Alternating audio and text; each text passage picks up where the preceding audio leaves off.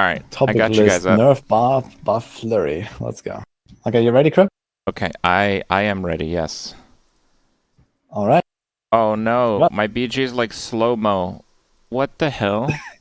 Dude, the Discord window trips up Battlegrounds. Look at this thing. Look at this crap. have It's one of like those 3 things FPS. where it's like in the background it limits the frame rate or something? FPS limit, yeah. It's not that. Look at this crap. Well, God. Kripp is always blasting my way in the podcast, man, every single time. I guess I ain't playing this game then. Grind keeps going. I'm gonna open up Heroes of Might and Magic 3, boys. That's what we're doing. God, I love that game. It's so good, dude. I've been playing it a lot on stream. That game is goated. Alright. Alright, in any case, let's begin. So, welcome to the podcast, everyone. This was kind of like a spontaneous thing that we set up here post PDR. So, we have Kripparian, Macrobioboi, Raxxanterax, and me hosting it.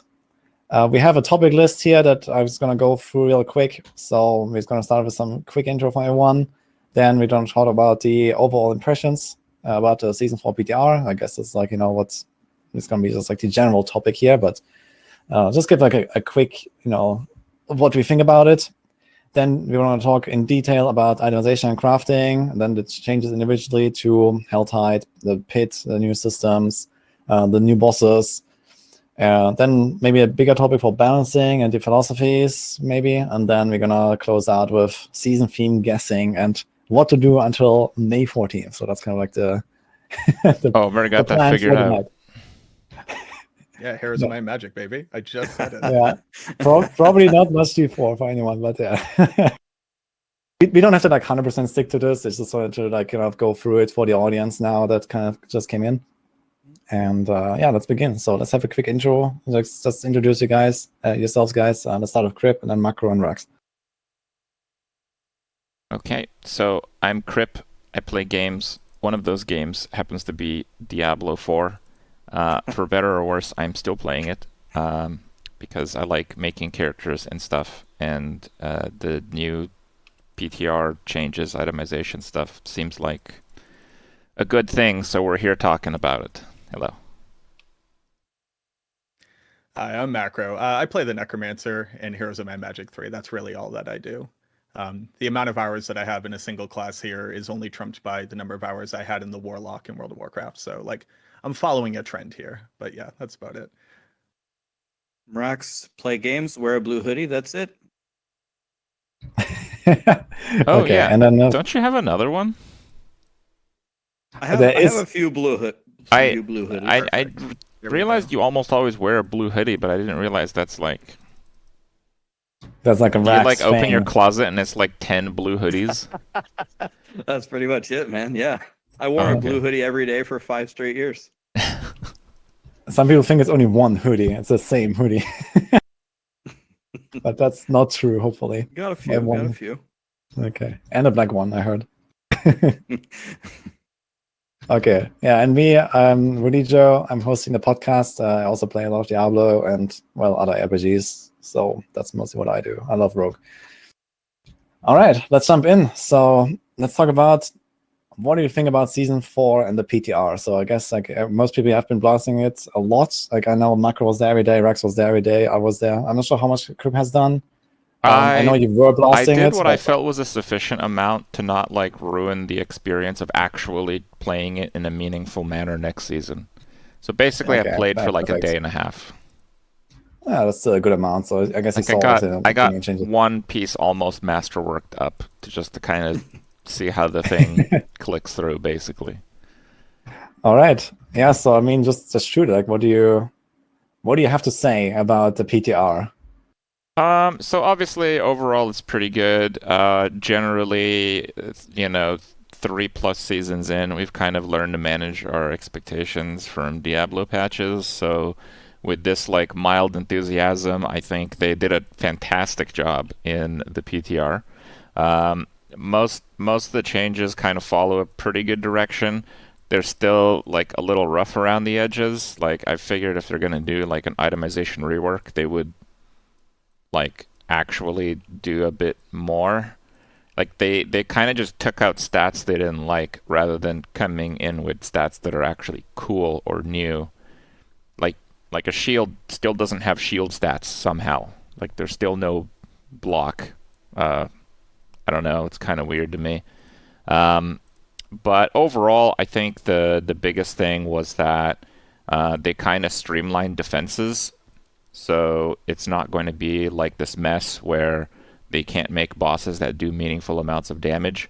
Now they did that by basically deleting all the defensive stats, but I think that will have the biggest effect in the game moving forward, and I think that needed to be done like a year ago, but I'll take it.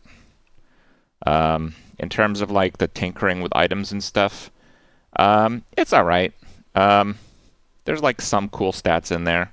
Um, I mean, I also am leaning towards necro, so I got that as a pretty big part of the PTR experience on the plus side, but I guess we'll probably leave that to a subtopic.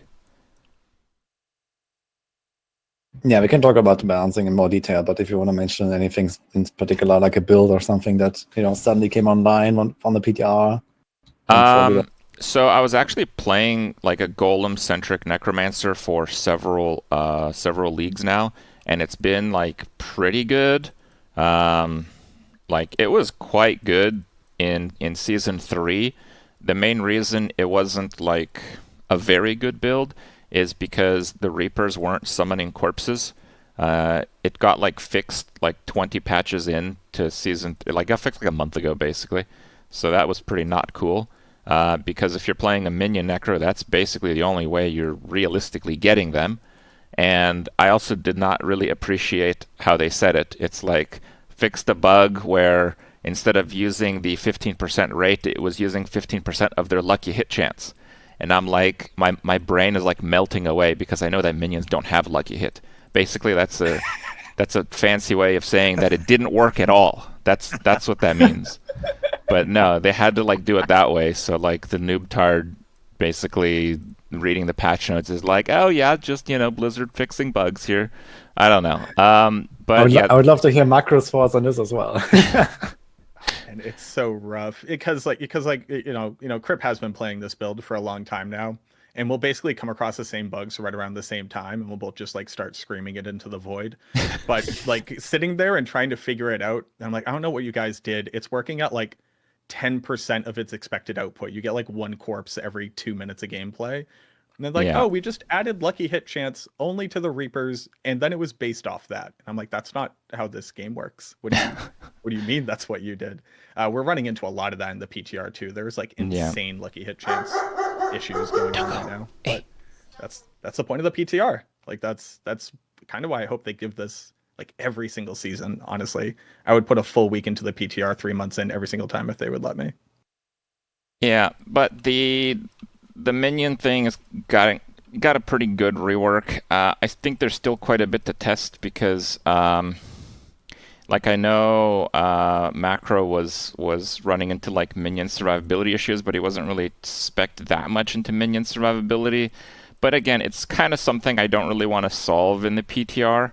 The minion survivability is like better, kind of, but it was bad before.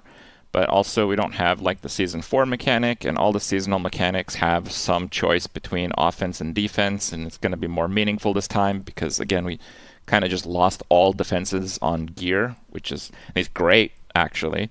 So yeah, I think that's still something to be figured out, but I'm expecting the minion build to be pretty competitive for damage, pretty competitive for clear speed, and the rest. I'm holding reservations for how it ties into the seasonal mechanic, basically. But it's pretty exciting to just play minions and see them like be really good. Like they're really good. They're I would argue they are too good once you like fully spec into them. It's actually kind of crazy. Yeah, like the boss at the end of the what is it called? The pit. It's just kind of like a white mob. It's like just walk over it, and then the minions hit it, and then it's dead. Right, so that's good. Yeah, it did seem kind of crazy to me as well. Like I didn't know much about minions. I just put something together, and it already feels kind of crazy. But yeah, I guess we'll see how it will actually play out. Yeah, so for me, I look at it on kind of like a basic level. And one thing for me that was surprising, and again, maybe this is setting the bar very low, but the PTR just worked. I logged in, it didn't crash. I boosted to 100 and I could test things. Like that for me was already a win. That might be setting the bar low, but I was happy that every single day there weren't hours and hours of downtime and these huge disconnects. So I played Minion Necro for 3 straight days, testing a bunch of things as well. I wasn't doing like endgame stuff like Kripp and Macro were doing. And then it was very funny. On the very last day, Woody asked me to go into Nightmare Dungeons and go into the pit and kill a single elite. Okay, no problem. To crunch some numbers, I summoned my golem. I have my golem there, and I have 1 skeleton. And I was walking around in the Nightmare Dungeon just trying to get 1 kill. And that's when I realized, and I sent Adam Jackson a little paragraph, and I said, listen, like there's no doubt about it that Minion Necros are dominating here, right? They're just dominating. But I would take a massive, massive damage reduction if you would just make them work. And then I tried Companion Druid, and it was the same problem. Like the wolves were so dumb. It takes them so long to actually engage, and they're so confused. Like Kripp said, if you're fighting one monster, like a boss, and you curse them, and that directs your minions to attack them, okay, then it deletes them instantly. But I found like the baseline AI of minions, even though they have improved them, to be still completely unacceptable for the game. And then the other thing, go ahead. Can I ask what golem you used on your Minion Necro? I was trying to simulate hardcore, so I was using the one with 30%. There's one with 30% damage Blood reduction, golem, right? yeah. Yeah, so that's the problem, because the bone golem has unstoppable for the entire duration of its cooldown, which you can spam, and none of the other minions do. So all the other minions are going to play like shit when there's any CC, but the bone golem won't. Bone golem will be fine. Wait, does the unsolvable apply to all the skellies too? No. No, Your so other that's minions like- are hopeless, but the Golemancers is fine. Okay. There's like there's so much, and I won't take up all of our time. But the thing that Rax is talking about is something that I like. Obviously, everybody was asking me like, "Hey, make a minion build, make a minion build." I was like, "Okay, I'll do it. And I make the build. And I'm like, "Wow, this is doing really well. I can put Golem Mastery on all of my gear, and I can masterwork it. So I have like rank 20 Golem Mastery, and my thing hits for like 6 billion damage. It's insane." And the rest of the skeletons can't figure out how to walk around a door frame, or if there's a barrel in the way, they don't know what to do. Or God forbid I go around a corner in aggro range, they're all just like, "What's up, boss? Should we hide here?" I'm like, "No, why don't you go fight them?" They're like, "No, we're all just gonna stand here weird because we can't figure out how to path to the monster." It's bananas wild how ineffective their AI is at doing anything. And then when the golem gains unstoppable, your other minions don't. So he runs up, but it's like Thor's hammer coming in that one scene where you click the button, you wait 5 seconds for it to fly over. And then all your other skeletons are like feared or stuck in like a circle, dead or frozen. And they're all just like, "Don't worry, Gus, we'll be there in a half second." Yeah, it's like they're wildly, wildly powerful, and their AI is so trash that it's going to be really hard to set expectations for the power output versus just getting them to go fight stuff in a Helltide. It's very uncomfortable to play the build for me. But so, they're unkillable and they do 1 million damage. Yeah, sorry, just to finish it off. Yeah, let's just go with what Rax said. Yeah, so another problem that I had, so I tested all the nightmare dungeons because they said that they fixed the dungeons and they fixed the events. And I said, okay, everyone's just going to boost to 100. No one's going to actually level up to 70 and test all these. So I guess I'll just do that. I did it with Minion Necro. I got to some of the nightmare dungeons where, they have the breakable gates to go to the next area. And I ran into a moment where I was like, wait a minute, I don't have auto attack on my bar. I wasn't running with a curse. How do I tell my minions to break this thing so I can walk forward? I blood misted by it, and then that made them attack the gate. I'm like, Blizzard, I can't even walk through the damn gate. I don't know. I think, again, going back to it, it's more of a baseline for me. I don't really care if Minion Necro is S tier or garbage tier. Like, the thing that I care about is the AI is so bad. Like, that's what I would have fixed first. And that's like the part that I hope gets fixed in the future. The one other thing I wanted to touch on that Kripp talked about, which I noticed in the end game, they removed all like the core defensive stats. So the first thing that I did was I made a frozen orb sorcerer. So I got up to about pit level 80. I'm armor capped. What is it? 16,400 for an eye level 199 monster. So I'm armor capped. I have a life roll on every single piece. I have all the best or all the reasonable defensive aspects. And I'm resistance capped. I'm over resist capped because I got my incenses and my elixirs. And I go into pit level 80 and I can be one-shotted.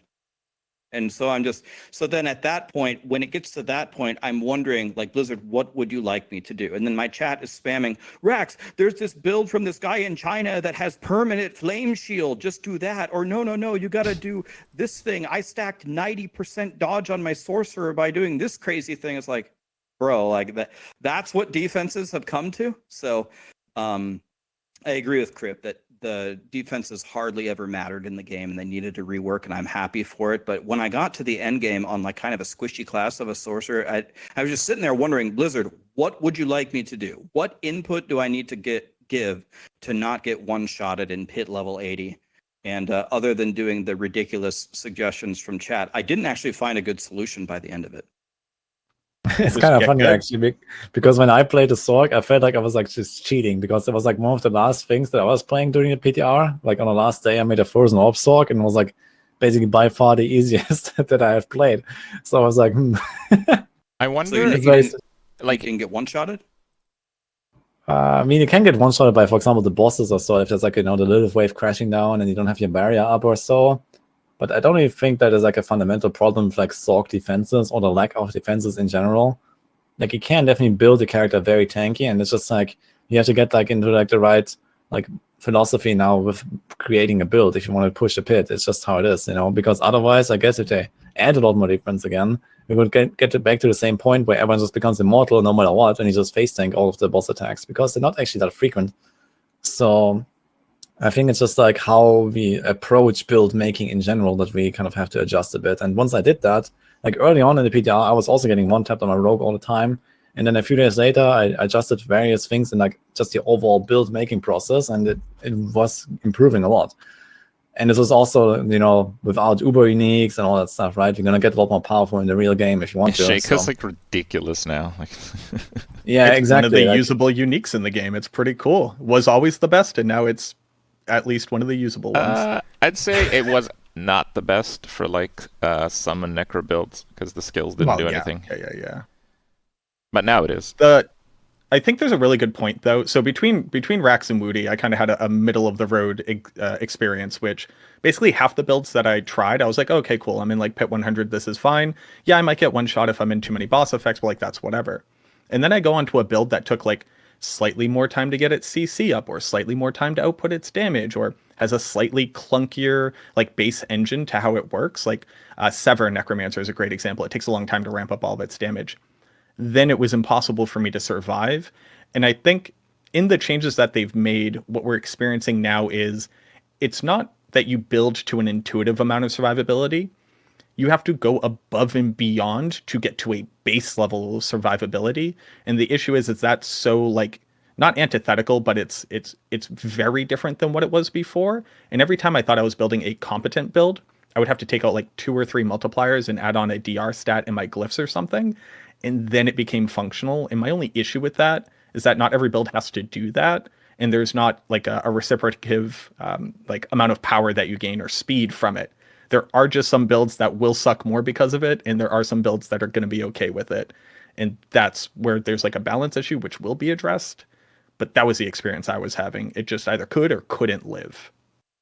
Yeah, that's actually a good point. Like, especially like, how you apply crowd controls, and like when you engage a pack in the pit, like, you go through the pit and you walk in, like immediately, like as a rogue, you just throw the smoke grenade. The entire pack is CC'd if you hit it right, or something like that. And that is actually like a really important part of like how you can survive, like at least pit T100, for example.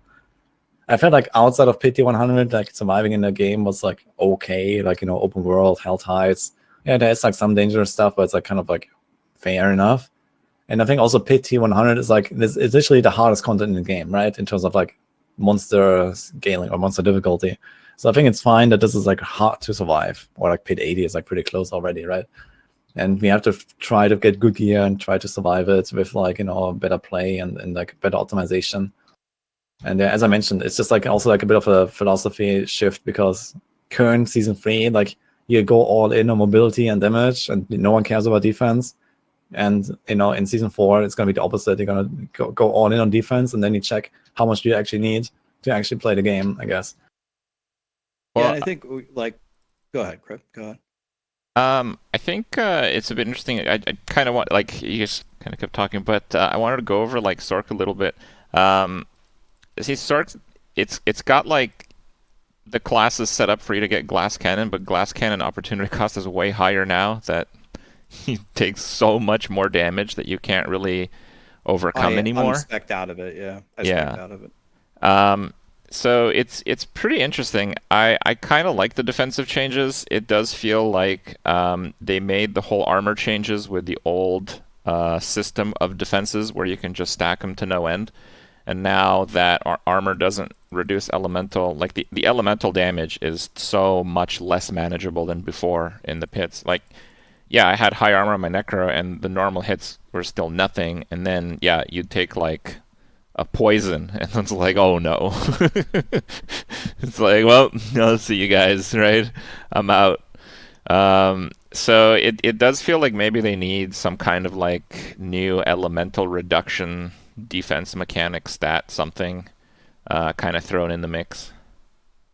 And one of the lenses that I was looking through about are the end game defenses as they've tuned it enough, is the perspective I was thinking about all the time was hardcore. It's like, okay, I'm certain that I can get to whatever, maybe pit level 60, and I'm not gonna die. Then you get to the pit bosses, and like Woody said, the Lilith wave can one shot you, or so many mechanics overlap, and you don't have a elixir of death evasion, which I'm so glad that they got rid of. It's like, well, okay, our hardcore players maybe were not supposed to get all the way to pit 200, but if I don't go with one of these gimmicks of permanent flame shield or 90% dodge or whatever, I'm going to have to dodge Lilith waves from pit 60 to pit 200. Like that's the only solution. And I didn't make like a fully tanky sorcerer. Like there were more things I could have done specifically with the Paragon tree. And I didn't like go in and test how much it would matter if you went like full defense in the Paragon tree. That might have been enough. But another perspective of it is like, how's the casual player going to feel? They're not going to know the armor caps. They probably can figure out to cap their resistances. They're probably not going to take a life roll everywhere. And I guess, yes, the season 4 theme could carry pretty hard and give you a ton of defense, but yeah, it's going to be interesting. I think there's going to be a lot of deaths on hardcore. A lot. Oh, yeah. No, the race to 1,000 is going to take a month. The seasonal mechanics have generally been like you choose if you want damage or defense, and you basically always just choose damage. But I think that if they offer us a similar, decision making with their new mechanic, I think a lot of people are going to choose defense, which is pretty interesting. I also think that if you can super stack defense, characters are probably going to forgo armor, which I think opens up a lot of like stat slots, I guess.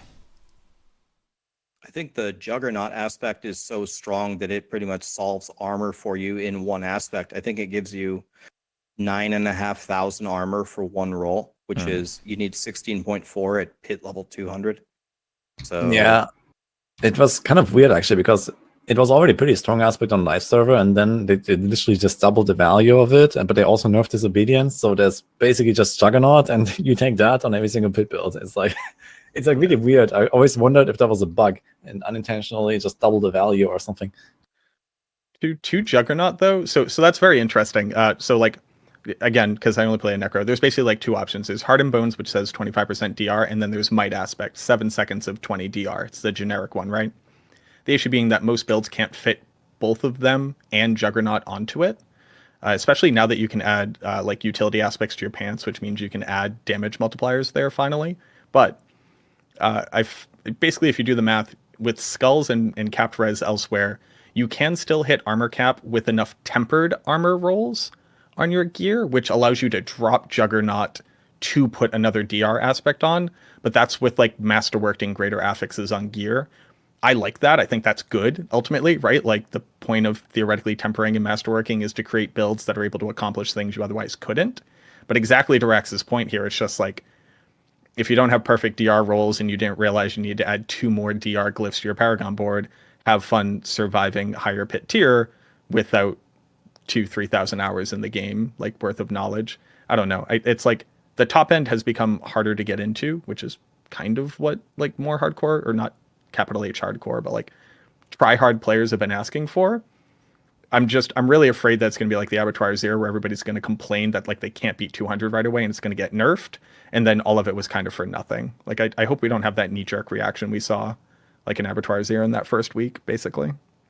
Well, the thing is also like in the pits, you don't have to go very far to get everything in the game, right? You only need to hit at least pit tier 41, which is a very low bar. Like, any kind of trash build can do that. Even for like more casual players, I think that will be quite achievable. And that will also just make it so we can actually scale up the higher end of the pit, as high as you want, almost, to infinity if you want. And it wouldn't matter because anyone can get anything just at lower efficiency in the lower tiers. So, you're not holding back anyone from accomplishing something. That's never held back the community, like player base as a whole, from complaining that they can't do it, though, right? It's like, you can get whatever you want, but I don't get the coolest stuff. And like, I think it's valid, right? Like I'm making fun of it, but I think it's valid. I just don't want it to be a knee jerk. That's all I want. I want like 2 months of experiencing it before anything really balance wise happens to it. Like, I don't want to see anything until the mid-season balance patch bare minimum. And I'd like to get a lot more data before we start being like, oh, well, we need to make, pit 200 more accessible or whatever, or more approachable rather. That's kind of my only fear. Do you think there is going to be less of a divide between characters? Like, if they watch a streamer playing something and the streamer's doing like double damage than like, average Joe, then it's kind of whatever. But if the streamer's like invincible and average Joe's dying in one hit to everything, then that's where Blizzard's going to step in. And I think with the removal of all the defensive stats on gear, I think defensively the characters going to be much closer together. So I actually think they will probably leave it alone. Like, they have a pretty ambitious patch cycle, and like in the past when they've had like a really large amount of content, there's been a large amount of problems like bugs and stuff. So I'm expecting this next seasonal mechanic to be bugged to all hell, and they're probably just going to spend all their time fixing it for the first couple of weeks. So I think you got nothing to worry about. I gotta be honest though. Maybe it's because of the magnitude of the patch or some other logistics. I'm surprised that they didn't put the season theme as part of the testing, because that would kill the hype. Well, yeah, I agree with Kripp. Yeah. Well, I mean, this goes back into the theoretical argument, though, of if it's going to kill the hype, then do a closed PTR. Who says that's not coming? Well, do you know something that I don't? I don't like that idea either. I don't like closed PTR either. I think it's cool if people can log in and just try some of the content that's coming up, but I also don't want them to try all of it. Well, right. I mean, that would be the ideal situation, but then also we get season 1 and season 3 where they don't really work, right? Like we don't have a good track record here. So yeah, I agree with you. If we can get this stuff working, I don't know if that's been happening. You just said we're going to be fixing season 4 for 3 weeks. Yes. I think in general, season 4 theme is most likely going to be like kind of like a smaller scale theme than the other themes anyway. It's gotta be. Personally, I don't even care about the season theme at this point.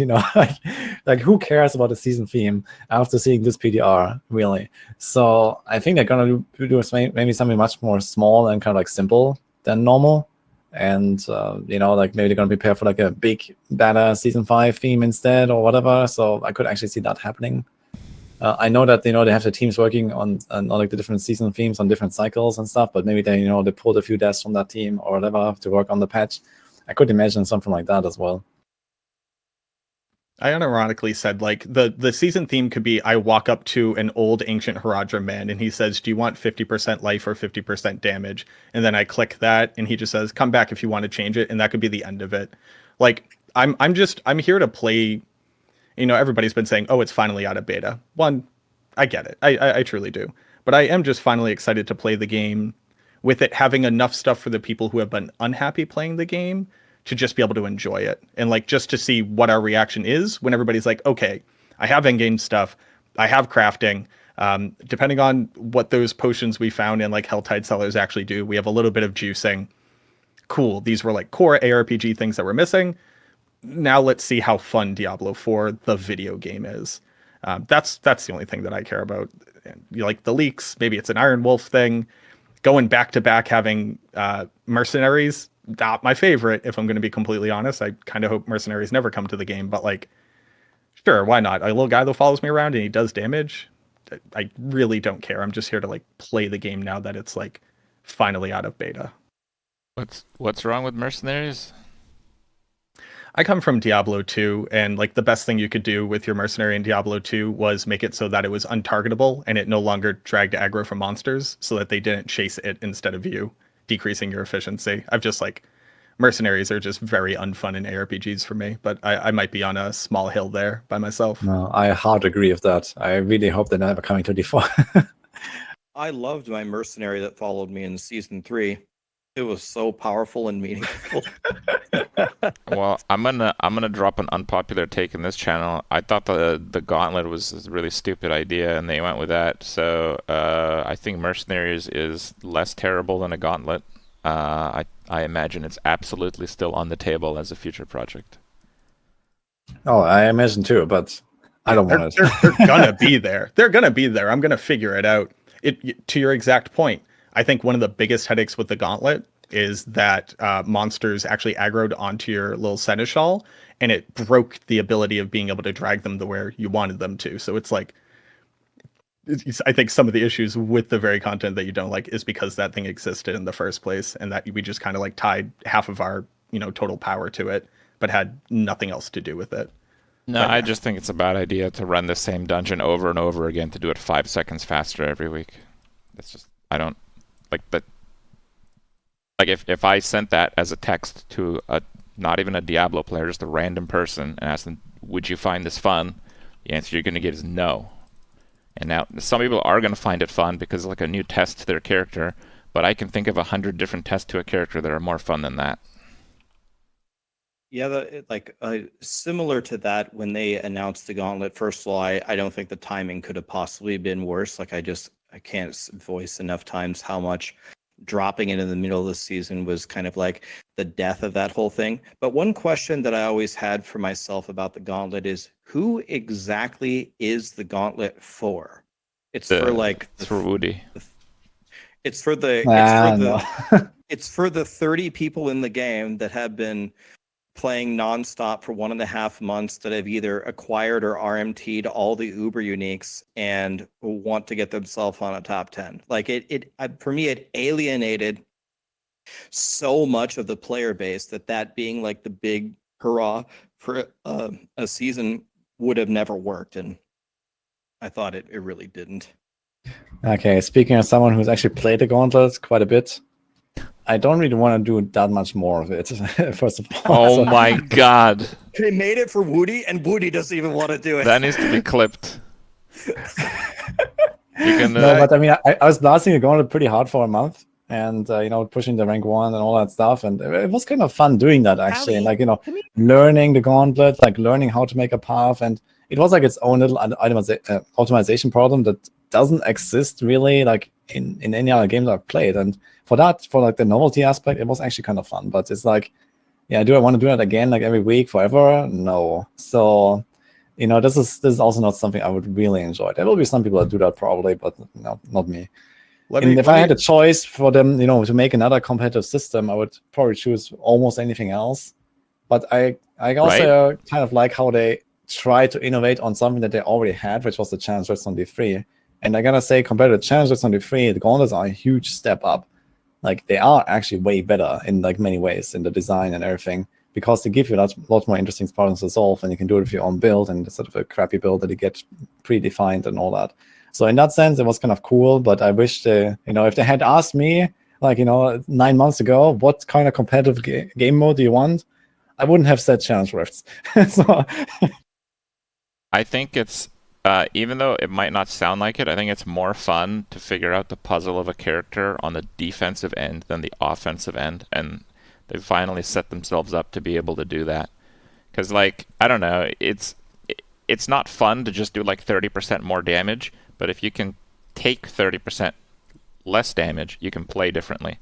Offensive stuff, it's more fun if you can do 10 times more projectiles or spawn little monsters that blow up or something. That's fun offense. But being able to scale defense and having that be the crux of being able to do content is much more fun and interesting. So again, I think that will be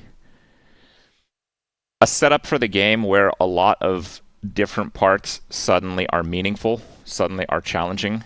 If Blizzard wants to make Nightmare Dungeon 100 challenging again, they can actually do that now. So yeah, it doesn't have to be Gauntlet or whatever. Let me take one quick second. Let me do my defense of this thing before we walk away from the concept. Because you asked the question, who is this content for? And I pointed at myself. And to Woody's exact point, here's a universe that would have been so much better. Season 3, leaderboards come out. What are they tied to? Highest pit clears at maximum time. Oh my god, pit's almost impossible to do. We get the pit. This is the stuff that people are much more acclimated to designing their characters to do. Then when it's way too hard and everybody's complaining that's way too hard, what do they give us? The Gauntlet. You don't need everything that you need to be able to do the pit. And now it's a time-based skill thing as opposed to this one-shot damage reduction fiesta. It's a balm for the issues caused by the difficulty of the pit. And I think this timeline looks completely different because I'm very sorry to say this to everybody here. It turns out once you have killed your quintillionth demon because you had enough damage and enough survivability to do it, I would like to be challenged in some way that isn't just, was my gear's numbers high enough? And I feel like the Gauntlet does accomplish that. The major problem with it being that it was sold as a perfectly seated, everything will be in the same place every single time. So it's a true test of how good are you and how well did you make your build? But it still has RNG elements and literally different monster types spawn and they're worth different amounts of stats and different events happen differently and you can't pull them properly. So I agree that Gauntlet coming out when it did was a bad time for Gauntlet to come out. It wasn't enough to revitalize interest. And on top of that, it wasn't what the majority of people were looking like. But as the contemporary American philosopher, Small Spanish Girl always says, porque no los dos. I think it's perfectly fine for the game to have content like this and that it does serve at least part of the player base. Because it turns out there's thousands of people pushing for rank 1 and trying to get that cool art, right? So there's clearly people who want to do it. It's just when it came out that I would argue was not the best time for it to be introduced to the game.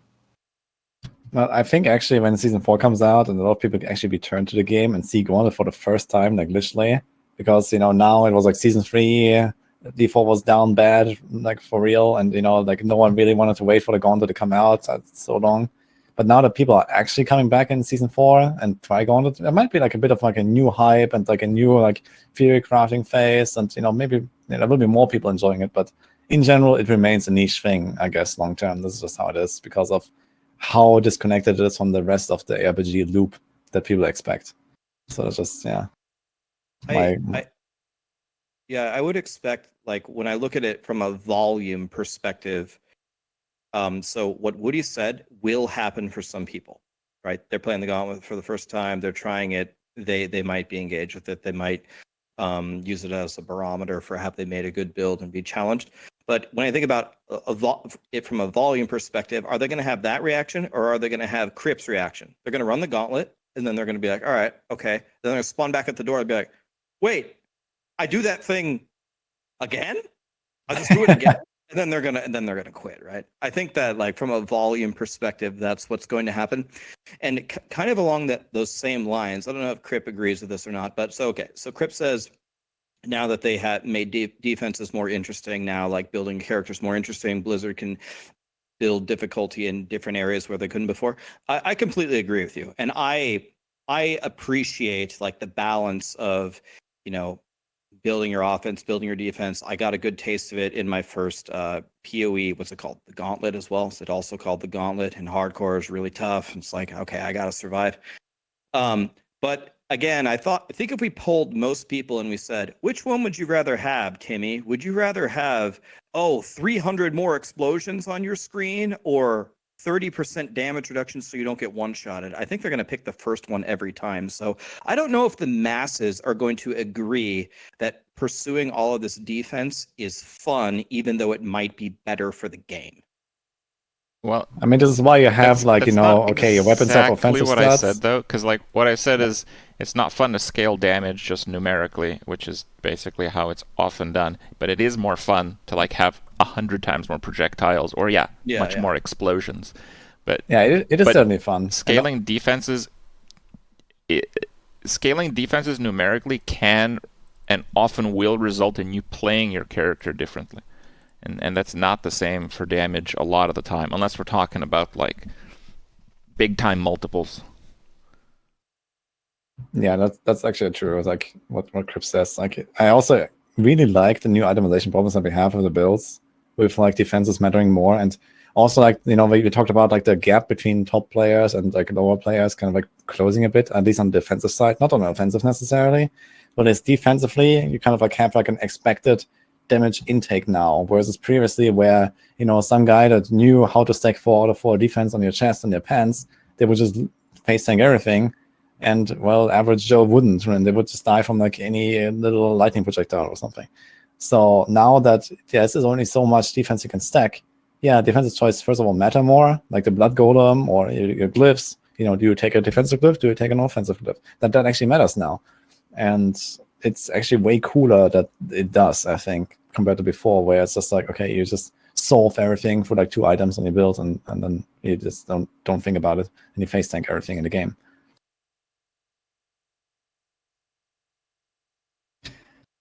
All right. Anyway, we can also like move on to the next topic here. We've been talking a lot about, you know, the overall impressions and like, you know, just some random stuff that we had now. So I had like the topic prepared here for itemization and crafting in general. Let's dive deep there a little bit on the tempering and the masterworking. So what do you guys think about that? They desperately don't want me to actually play the game. They want me to play UI simulator and gotcha game. It's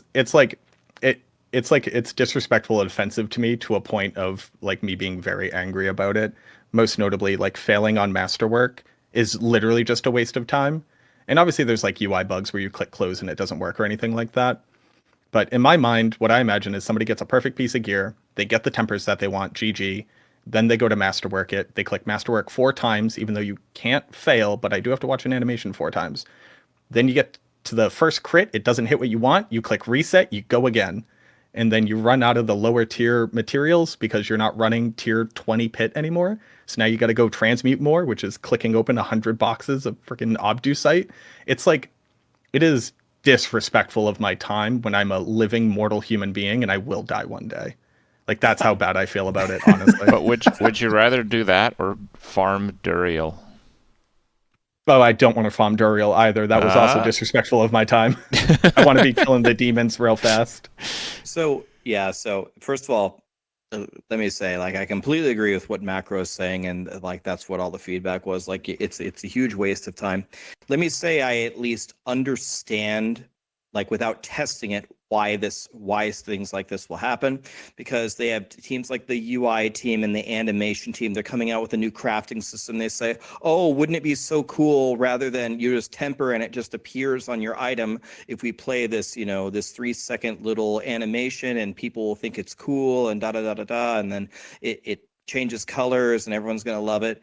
And it's one of those things that, like, it would work in theory, and then you log on the PTR and you play for 30 minutes, you're like, okay, that was cool once, and now I'm just mad about it. So I could understand why initially they would think it was a good idea, but I think once you put it into practice, you need to just let us like maybe the only time where that makes sense is on masterworking when you hit like one of the 4 and it gives you a huge upgrade, but still I think it takes too long and it needs to be way faster. But I could understand in theory why they thought that was a good idea and it just ended up being terrible. I mean, there's many solutions for the UI problem, right? They can make it faster, they make it skippable, they make it so it can do like, +4 at once. That's also something I suggested. Or, I don't know, they can just show you the item at all times and the animation together or whatever, right? So there's like many ways around it. And I guess they just have to decide on something and make it, more quality of life, and we're fine. Anyway, I don't think that's like a huge deal. But I do fully agree with Macro's points.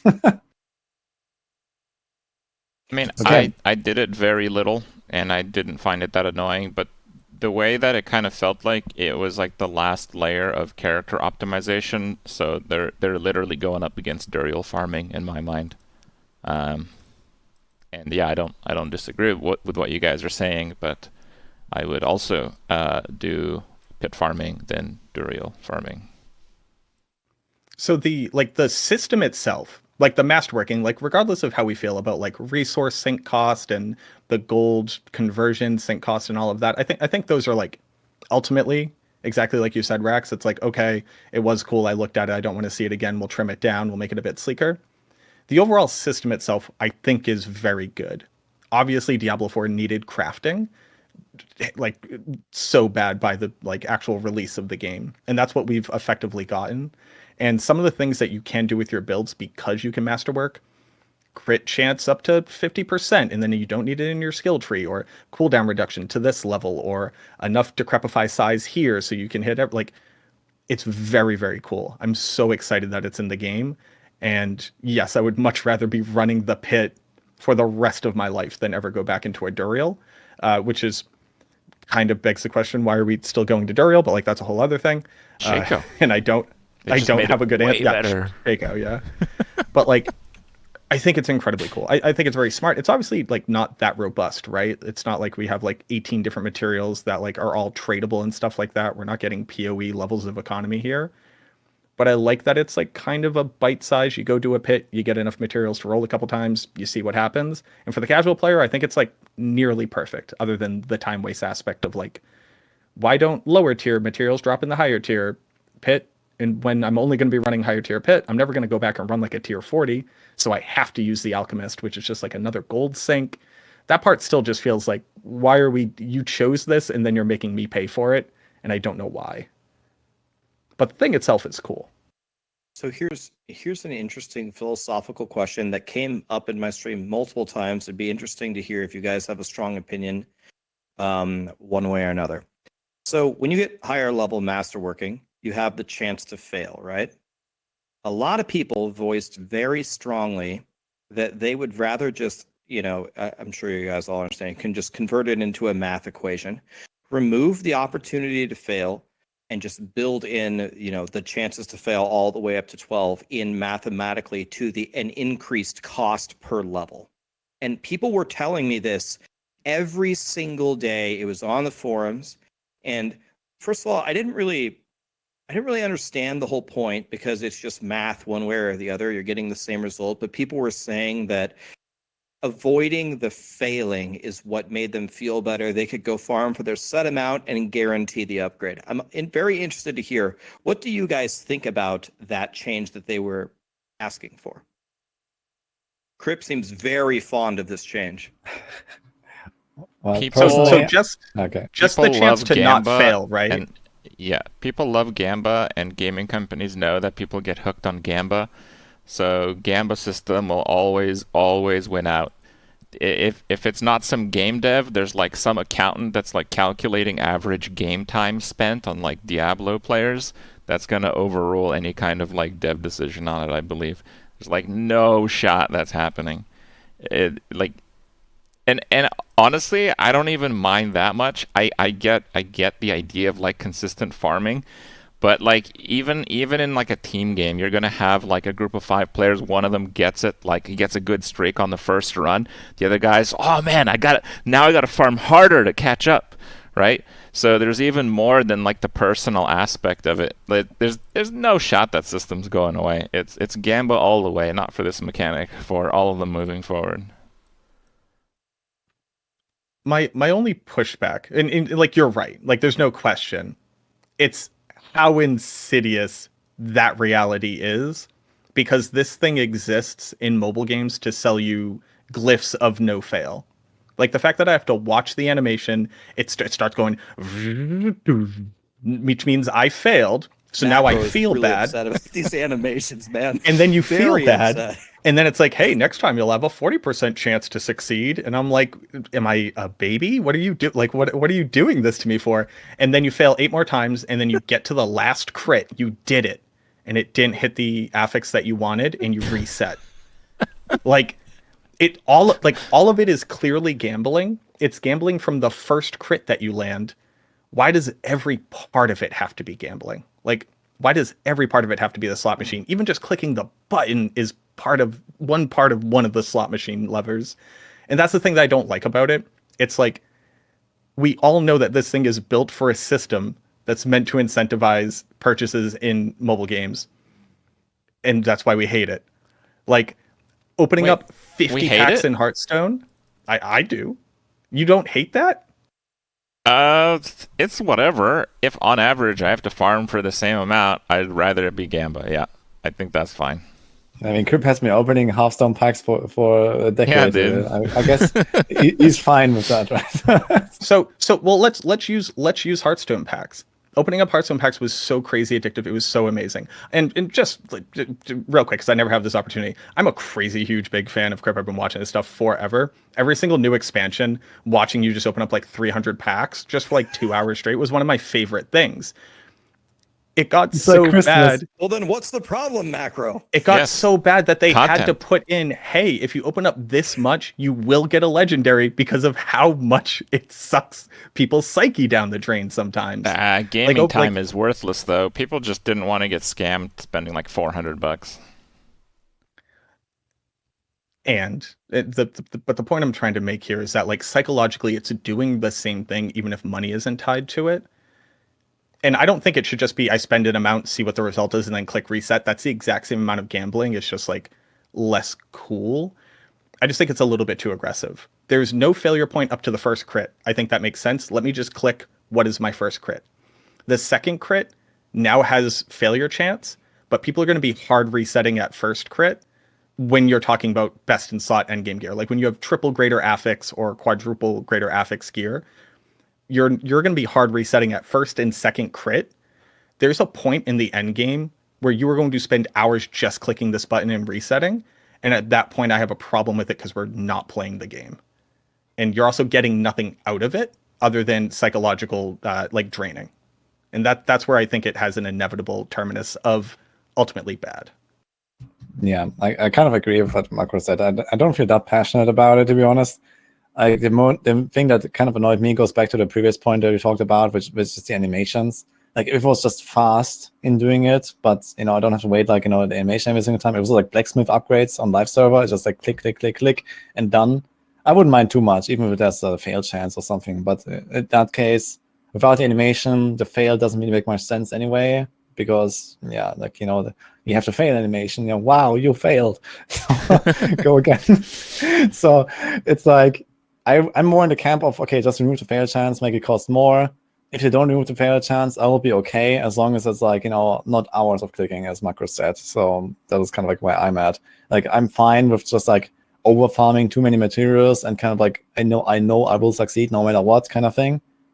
And that is fine. Like, I'm not gonna go, do a pit run, then go to a blacksmith, do one upgrade, and then go back to the pit, do one run, do another upgrade. Like, I'm just gonna farm for like an hour, and then I'm gonna upgrade everything. And that's basically how it's gonna go. I'm not gonna run to the blacksmith every single time. So it won't really matter for me. And I would not really suggest to anyone to do that. But there will probably be people that will try that, and they go into the pit. They have the 20% success chance. They will fail, and then they will alter 4 because they're like, nah, I don't want to try to get it now. Like, this was their one shot or something. So Yeah, I think about people make people uninstall, kind of. so. I'm in complete agreement about the animation times. They're obnoxious, and at a minimum, they need to be taken down tremendously. Kind of like Woody, I don't really have a strong opinion here. They can leave the gambling in. They can change it to mathematical. That's fine. If I had to pick one or the other, if it was up to me, I think I'm with Kripp here for two reasons. One reason is nothing like it is gambling in the game. Everything is exactly as we have described it. Get these materials, click upgrade. Get these materials, click upgrade. At least we're gambling something. The most fun I have in Last Epoch is going to that forge and trying to slam something, just gambling with it. I just think it's fun. And it's the same thing with PoE. You get a really good item, and then you ask your chat, should I val this? Everyone says, no, no, no. And some people say, yes, yes, yes. And then you just do it because you're a streamer, because who cares? And I just genuinely, again, so first of all, it's the only system like it in the game. I don't mind it. And there's no money tied to it. There's money tied to it. Obviously, it would be a massive problem. And I also just think it's a little bit more fun. I get that some people would feel bad about it, but kind of like Woody said, my gameplay doesn't change. Are you guys going to run one pit and go back, oh, I hope I hit this 20%? I mean, I'm sorry, but that's noob shit, right? You got to go farm for 2 or 3 hours and then just spam it, and whatever you get is whatever you get, right? Can I ask one question here? Because I think this really changes the dynamic. In PoE, basically every type of like slamming or crafting that you can do can end in a brick, right? Like, are there any like infinitely resettable ones? There are, like, I gotta hit this 1 in 3,000 chance, and there is the 1 of 1 chance. It depends on the affix and how deliberate you can be about crafting it or removing it. Yeah, it's a very complicated thing, but yeah, there's like high range and low range of RNG for sure. My question is, because like basically the idea is you can brick an item in tempering, right? And realistically, unless you like needed very specifically one type of damage radius increase roll, tempering really doesn't brick, right? Like there's going to be perfect gear, but it doesn't like stop functioning for your build. If masterworking could brick, do you think that is better or worse? How would you brick it though? Like, how would it brick? Like you crit 3 times, and if you didn't get the ones that you wanted, that was it, boss. So you mean like there's no reset? No reset. No reset. Yeah. Or there could be maybe like itemized resets that are like hard or difficult to get. I'd be okay with that, I think. Well, I mean, whenever I'm asked a question like that, the first thing that comes into my mind is not what am I voting for, and what are the masses voting for, right? And the masses are already very upset that you can brick it from tempering. And the masses are already upset that even with the reset button, you have to pay your super endgame materials from the pit to even try again. So I think most players, they probably won't even reset as it is. I think that's kind of like how PoE does it. Like it's like more of a PoE solution that Kripparian is proposing. Like there is no reset, but there's a really rare consumable that lets you reset. Yeah. One thing that I like about that kind of an idea is it makes you choose what are the really important items to you. Like you bricked it. How much does that matter to you? Is this the greatest sword you ever found in your life? Or could you live to fight another day and use this one temporarily? I think every time you add a choice like that, at least in the very end game, I think usually you're making your game better. But I don't think the masses will agree with that. They're just going to be mad that you took away their reset button. So some people didn't play the PTR. I think it's important to kind of, like, I don't think I had this wrong, but the general acquisition of really good base gear is like way higher, right? Like you just get so much more good rares or good item bases with their new system. There has to be something to like differentiate between good and best. So like these systems are pretty important, and it's in a way it's kind of important that you either can brick them, or it's important that it takes a lot of time to really make it to the best tier. Like if you play a game and you just get the best gear in like 30 minutes, I don't know. I mean, it sounds good, but I don't know if that's really the best way to do it. So Just one piece here. The Mhm. differentiation is not like the base yellows, right? The 925s are easy to acquire, and because they cut down the affix pool, you can Yeah. get really good affixes on your gear. The Like, differentiation here that they're introducing is greater affixes. yes, but That's what you're you fishing can for. still like even with the new affix system, usually one or two affixes are better than the others, and it's not that crazy hard to get even a base piece with a greater affix on the one stat you want most. Like, I felt like I kind of got that for half my character playing like a day, right? Yeah, I kind of agree with Kripp here. It's like the tempering, bricking the item is not necessarily such a huge deal because you constantly get new items. You can easily just like, farm for like a day, fill up like half a stash tab with like, swords if you want, and then start tempering them all until you have, the right temper with a high roll. And yeah, one of them might have a great affix that you want, the other will not. And in the end, it's kind of like a differentiation of, okay, you have to the required temper mods that you want for your build, no matter what, because you're going to try it like on 5 different items and you will get them. But one of them is happens to have a high roll or a great affix of something you want, and the other one doesn't. And in the end, it's not such a huge deal, I think. Like, it will suck, like having your 3 out of 3 greater affix item and that one bricks. And also, you cannot repurpose this item for another character if you want. This is your item for that build, and you can tempo the thing for that build, and that will be it. So you can't just take it back and then do something else with it. But on the other hand, isn't such a huge deal. I mean, I played the entire PTR basically never really looking at greater affixes, never really putting greater affixes in any of my setups, and my builds were still working. It's not like you acquire greater affixes, and getting items without greater affixes is just easy anyway. So the whole temper breaking stuff is not really a huge deal. That was my impression.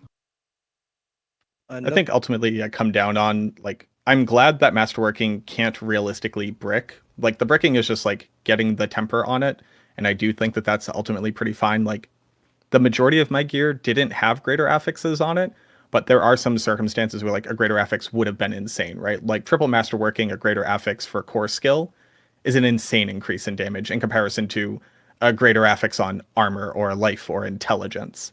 So it's like it's a little bit hard for me to say right now, like, what does it look like? What is the difference? How bad do I feel when I find a perfect, triple affix, greater affix item, and then it refuses to temper poison elemental surge for my build? Like, how bad is that going to feel? It's like hard to say for me right now. That's why the added stress of like, and then the rigmarole of masterworking, I feel like could cause issues down the line. So it's just interesting to figure out, like, if you could really, really brick it, how does that change how you evaluate this system? And another thing to like vaguely consider, like obviously the game needs to be fun right now, but I don't know if it's been in campfire chats or in like the partner Discord or whatever, but Blizzard has alluded to this is the beginning of their crafting system, and the expansion I think is going to bring new things as well. So it's possible that some of the decisions that they're making are in conjunction with other systems that are going to be implemented. So we can sit here and analyze, kind of our first taste of crafting. And, like, for example, I think the animations, Macro's going to love this one. The animations just have to go, at least they need to be expedited tremendously. Like, that's never okay.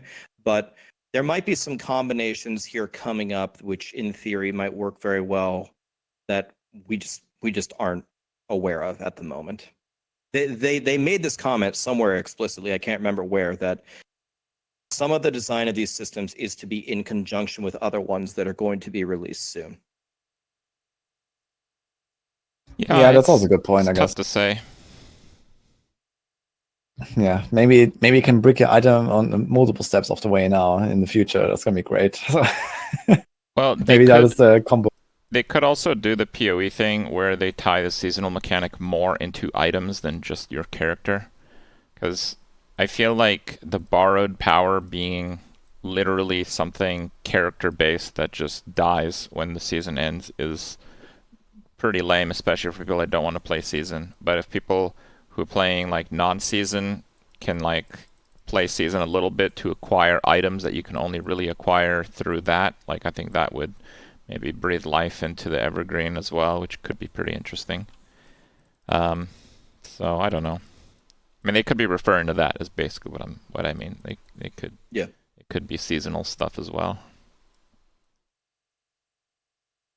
Okay. Do you have any other thoughts on the tempering? What about the mods? Like, how are you impressed with the mods? Like, do you like them? Like, is there something you were wishing for that's missing? Okay, I want to kind of chip in on this thing. The only thing that was like pretty lame for me is like the most common stat across your entire gear set is utility, and most of the stuff in utility just seems kind of stupid. Is this just like a minion necro thing, or is this like an all classes thing? Because I only really played necro. Can you tell me specific? What were you experiencing exactly with the utility? So the utility slot is on shields, helmet, chest, pants, boots, and if you want, amulets. There's no other like tempering thingy as common as that on your character. So it's almost as if you want to design a character around the utility slot, because it's like half of the slots on your characters. So when I was looking at like Minion Necro, yeah, there's like curse size and stuff, which is like cool to get one of, but I'm just like looking at it and it's like I don't want 7 of any of these. Oh, you just got to go. You go 3 crit affixes of corpse tendrils. You go 3 I don't want to crit use corpse affixes of tendrils. I'm done. Homie, you hit the next server over. You hit Diablo 3 from space with your decrepify size. It's insane. No, So- you have a really good point though. It's just like, at least on the Necro, there really wasn't other cool stuff, or I didn't find the tempering manual, because there was like dozens and dozens and dozens that I wasn't able to find at all. And some of them are a bit more interesting than that, but it does come down to like, how big do you want corpse tendrils?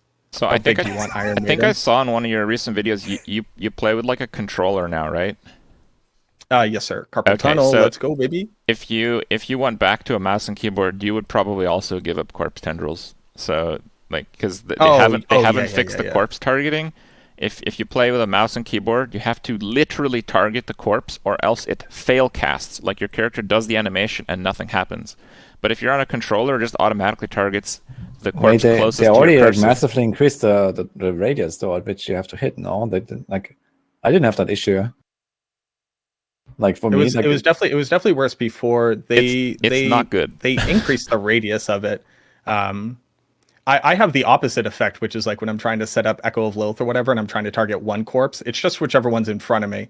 So I hope it's in range when I left it there, and if not, I just kind of have to laugh. But yeah, I mean, like that's one of my biggest pieces of feedback, is that quite literally these utility aspects or tempered made it so I didn't feel like a second class citizen on a controller, because I could actually hit stuff with my curse, as opposed to just the first minion in line and the boss behind it shooting out its 1,000 lightning bolts, not getting touched by it. So I think it's a little, you know, a little bit of column A, a little bit of column B here of whether or not it's good enough. But yeah, I guess back to my question, is this whole like utility centric character building like a thing for the other classes too, or the other classes have like actually decent options in that slot?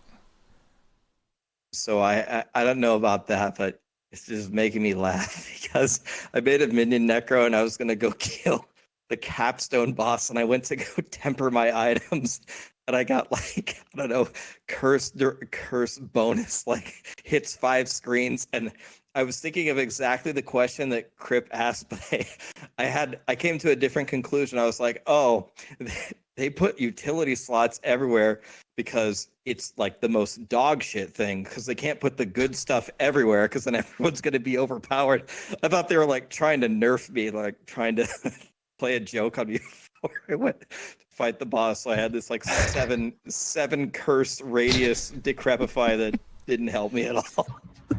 yeah, I think one thing to be aware of, I say that a lot of people probably didn't have all the manuals on the PTR. Like it actually takes time to there's find not them. a lot, even if you have them all for Necromancer. Yeah, even if you have them, there's not many. But number one, most people didn't have all of them. Number two, there's probably like a lot of recipes added in the near future as well. I think once they see a little bit like what works and so on, like I could imagine that, okay, now for now we have this, and you know, probably not gonna do much.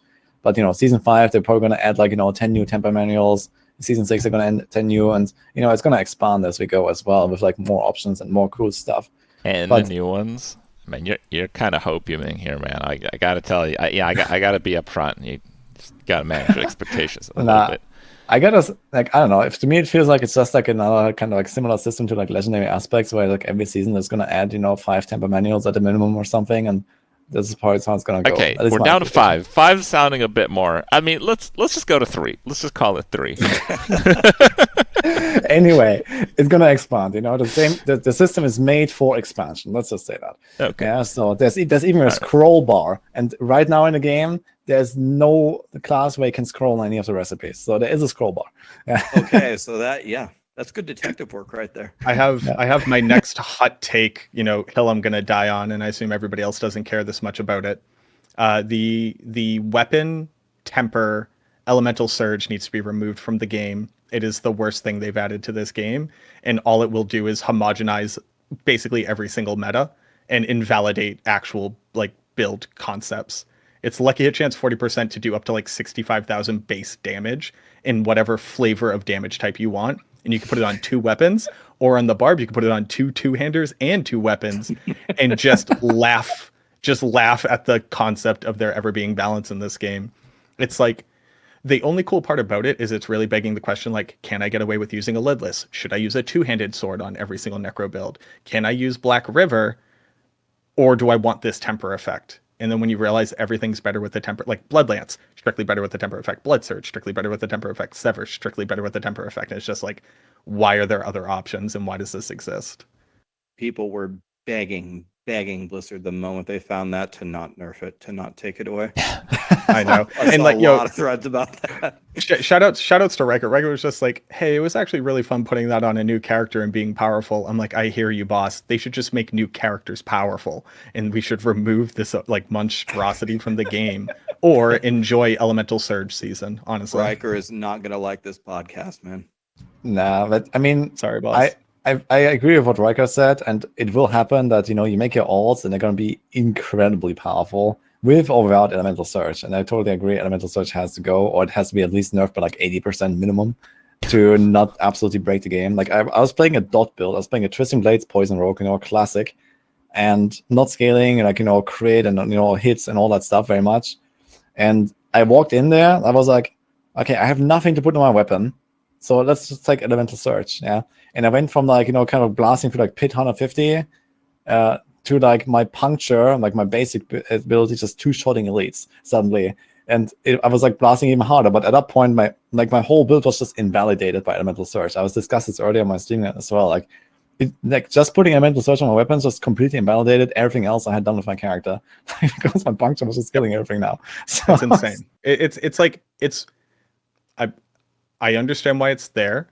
It's kind of this like catch-all, like people can actually finally grok what Lucky Hit does. Lucky Hit, make do damage, right? Like that's like very simple. It's easy to put on there. I think it'll be easy to tune, but in its current state, getting double effectiveness on a 2-hander, 4 weapons, or always using a 2-hander, it's just like it homogenizes things to a point where it's like it doesn't have skill tags. So building into blood or building into your flurry or building into core skills doesn't matter. You just put the fastest, highest lucky hit effect on your build and you spam it all the way to the bank. I was doing like 250 mil DPS by just holding down right click on Blight and doing nothing else on a Blood Surge build. Unironically, I put it onto my weapons. I put on the new Blight amulet and I put Blight on my skill bar. And on a Blood Surge minion build, I walked up to a level 200 Uber boss and did 250 million DPS. And it was just like, okay, all right, yeah, I guess screw whatever I was doing. That's fun. Why do you hate Riker and what he wants out of the game? That's what I want to know. Hey, man, hold on. All right, I'll prove I don't hate Riker. Hold on. Oh, what's wait, does he have one of the hats? Oh my god. All right, perfect. And this isn't one of the hats. This is Riker's hat. I annoyed him at BlizzCon long enough for him to finally give me one because that's the type of friend I am. Shout out to CJ, love you, man. But no, I do hear him, but there's a reality. Like we can't just allow the end game to be destroyed because this cool thing is in there. The reality is it's in the game, Macro, and it doesn't need to go away unless you beg them to. I think the reality is it's on a PTR, and that is ever the only thing you're gonna see of Elemental Surge. So this is like my reality that I'm hoping for, at least. So that was also one of the first things I wrote in my feedback document, actually, like Elemental Surge, guys. I saw that. I didn't actually put it on any of my weapons because I was like trying to make specific build. So I guess I should have tried that. I mean, I'm gonna play a Minion Master, so I need this Elemental Surge as nerfed as possible, so I can be god among mortals in the game. If it makes you feel good, Kripp, because like you said, you only got like a day and a half into it. By the end, the damage numbers that we were getting up into, once they fix this like super bugged amulet that they added for Blight, no other build is even going to vaguely come close to Minion's damage output or survivability. So like you're super in the clear. Don't even worry about it. Okay, cool. Okay, any other cool stuff in the crafting though, in the tempering?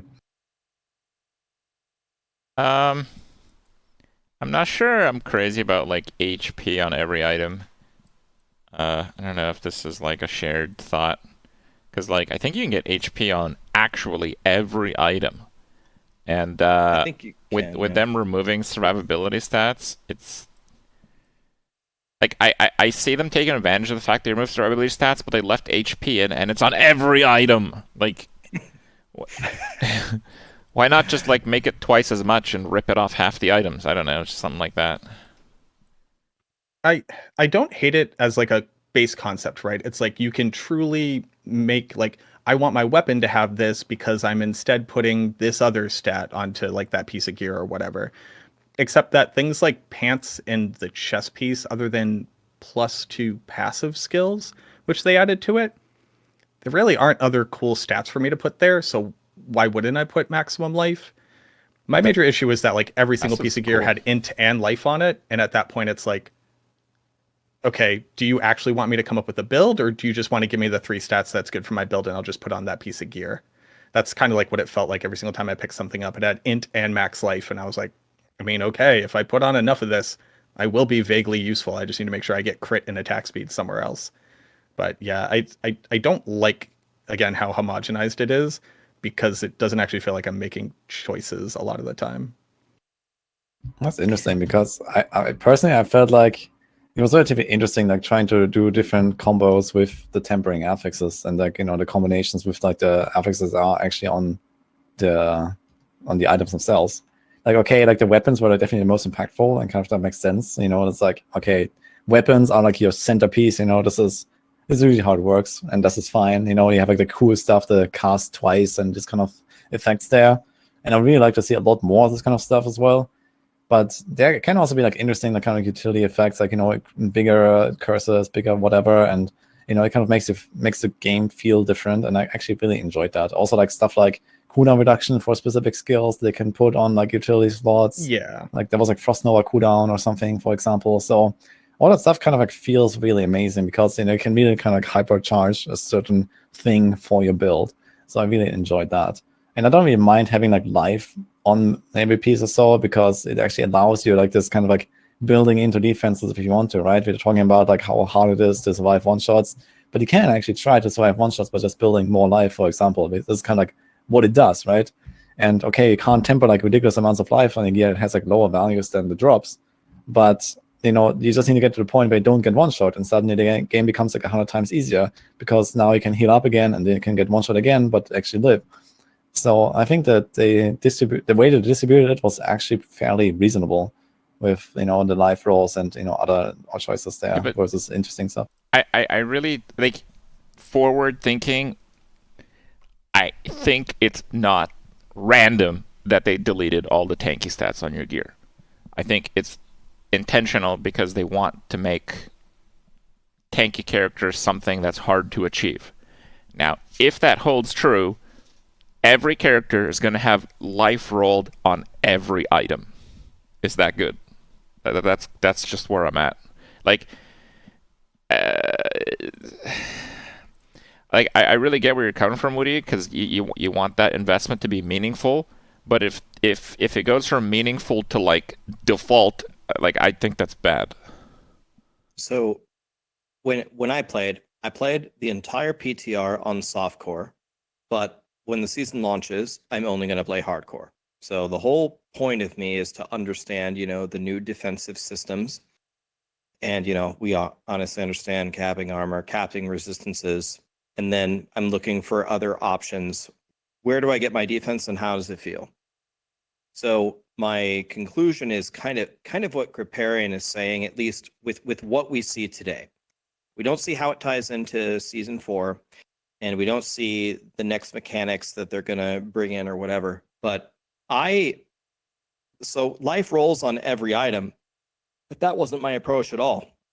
My approach was I am getting life on every item. Like I am going for this because I need this. Like there's no world where I will play with what I know about season 4, almost regardless of what build I will play, where I will not take every single life node on every single item. And I understand hardcore is more of a niche thing, and softcore, haha, okay, you get one shotted by a Lilith wave, it doesn't matter, you lose. 30 seconds, you go back and you clear it. You get your pit upgrade anyway, it doesn't matter. So this is like more of a niche thing, but at least the way that I was envisioning playing this game, I didn't feel like it was a choice. I felt like I had to take life on every single thing if I wanted to try to avoid these one shots. Where I feel like they succeeded a lot in the stats that are available, what you can temper, and how impactful it felt was in jewelry. My amulet and my rings could, without putting like a single resource aspect on it, solve all of the utility issues that my build needed, and then I could focus on other stuff with the other pieces of gear. And I think the rings is like the best example of like I had to come up with cool tempering things and get good rolls, and now I have this much essence per second and this much cooldown reduction and this much ultimate cooldown reduction, and then I have these damage rolls on it. That felt very, very good. It didn't feel good looking at my helmet, my chest, my boots, and my pants, and they all had int and life on them. And then like some movement speed. Like that was the thing I didn't like about it. And I also think there was like a wild weight to affixes.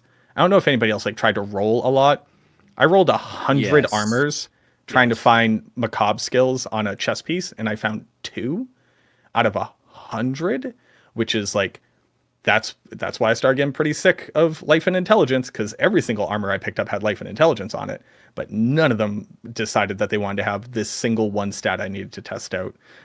So maybe some of this just comes down to like they have really weird weights on affixes, and then that made it feel like it wasn't an option farming for like these other stats or getting more interesting combinations.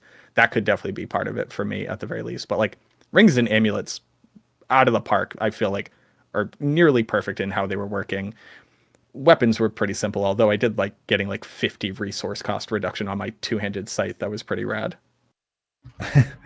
Yeah, I kind of agree with that point about the affix weights. This is actually a complaint I have heard a lot. Like they made enchanting like easier and like less costly, and you know you don't like soft brick an item with like ridiculous millions and dozens of millions of gold cost. Although it does still scale to like a few million or so depending on the item. But just the fact that I have to roll like 100 times sometimes to even find like a CDR roll or you know a certain skill roll, like they had like an insane weight. And I think what they did is they have the same weight for the item drop as for the enchanting, because it's like the same category of stats. But I think what they should do is that the drops on the ground probably are weighted more towards like the typical int and life, whatever, like the universal stuff. And then the enchanting is the opposite. Like the enchanting actually allows you to more often roll the skills or the cooldown or you know some other like specific stats that you use to like min-max your build a little bit with like a conscious choice. I think that would make a lot more sense the way it worked. But it seemed like they both had the same weight towards int and life and like armor and like typical standard rolls, and you could never get you know something build specific. It was really hard. I had some problems that maybe were a bit more basic. I had trouble getting move speed on boots, and in terms of the tempering, there's like move speed on boots, and there's also get points in a passive that gives less move speed than move speed on boots. Yeah, Like, that so and chat asked me about the one. So it's literally it's like you can get a 12% roll on movement speed, or you can get 2 ranks of Death's Approach. And 2 ranks of 8. Death's Approach Yeah. gets you 8% movement speed. So I would do my thought was if masterworking actually works where like getting these percentages could get up to a larger total rank bonus than the movement speed, then it's worth it to like invest in it later. The issue with testing that is that like one, the like plus to rank skills like just wasn't working, and 2, hitting a +1 rank to Death's Approach and then master work critting it twice and not getting up to a +2 was a pretty interesting outcome. So I think that's the logic. I'm trying to give them like the benefit of the doubt here. But yes, mathematically, it is strictly worse unless something else is supposed to happen here. Yeah, maybe, I mean, you have the option to have, the good movement speed or the bad movement speed hidden behind the passive, or just having like another stat that kind of like does nothing at all for your build, right? So I guess this is probably like what they were thinking. It's like, okay, there's a good roll, there's a bad roll. I think it would maybe make some sense if that, if like these passes would, for example, allow you to go past the movement speed cap that exists in the game or something like that. Yeah. Where, like this works that way in Diablo 3, for example, right? You have a 25% bonus cap of movement speed, but then all the passives, all the skills, they actually allow you to go over that cap. So you have a kind of like a distinction, but this distinction doesn't exist in Diablo 4. So it doesn't really make any sense to have these different effects. Druid also had that with the passive, where you could get like a move speed passive and it's just strictly worse than movement speed on the boots. So it's kind of like, why? I also don't know where this crap comes from, but like the whole having to roll or get lucky to find movement speed on boots is just the stupidest mechanic across every single ARPG I've ever played. It's like, I don't know, there should be a different reason why I use a boot or another rather than movement speed. I don't know. It's too universal, you mean? No, it's just like, these boots don't have move speed. I'm deleting it. Said every player in every ARPG ever, right? So you want to move the movement speed to an implicit and make the item pool more interesting to choose your boots. Yeah, and it's just so binary, right? Like it's like movement speed, okay, is the rest good? Movement speed, no, leave it on the ground, right? I don't know. It's just lame. It's lame in D4, it's lame in PoE, it's lame in last epoch. I don't know. It's just lame. I don't know. It's not interesting. It's this really interesting like dichotomy that's like, it should just be that when I put on the boots, I go faster. But if that's the case, I should just go faster. Right. Like, why is it that boots do this in the first place? Like, it's interesting you can put it on your amulet. Sure, okay, yeah, that's interesting itemization. But I'm gonna get movement speed on my boots, and I'm gonna temper movement speed, and I'm gonna hit cap with my mobility aspect on my boots. So why don't we all just move faster? It's kind of like this subliminal eternal sneaker advertising.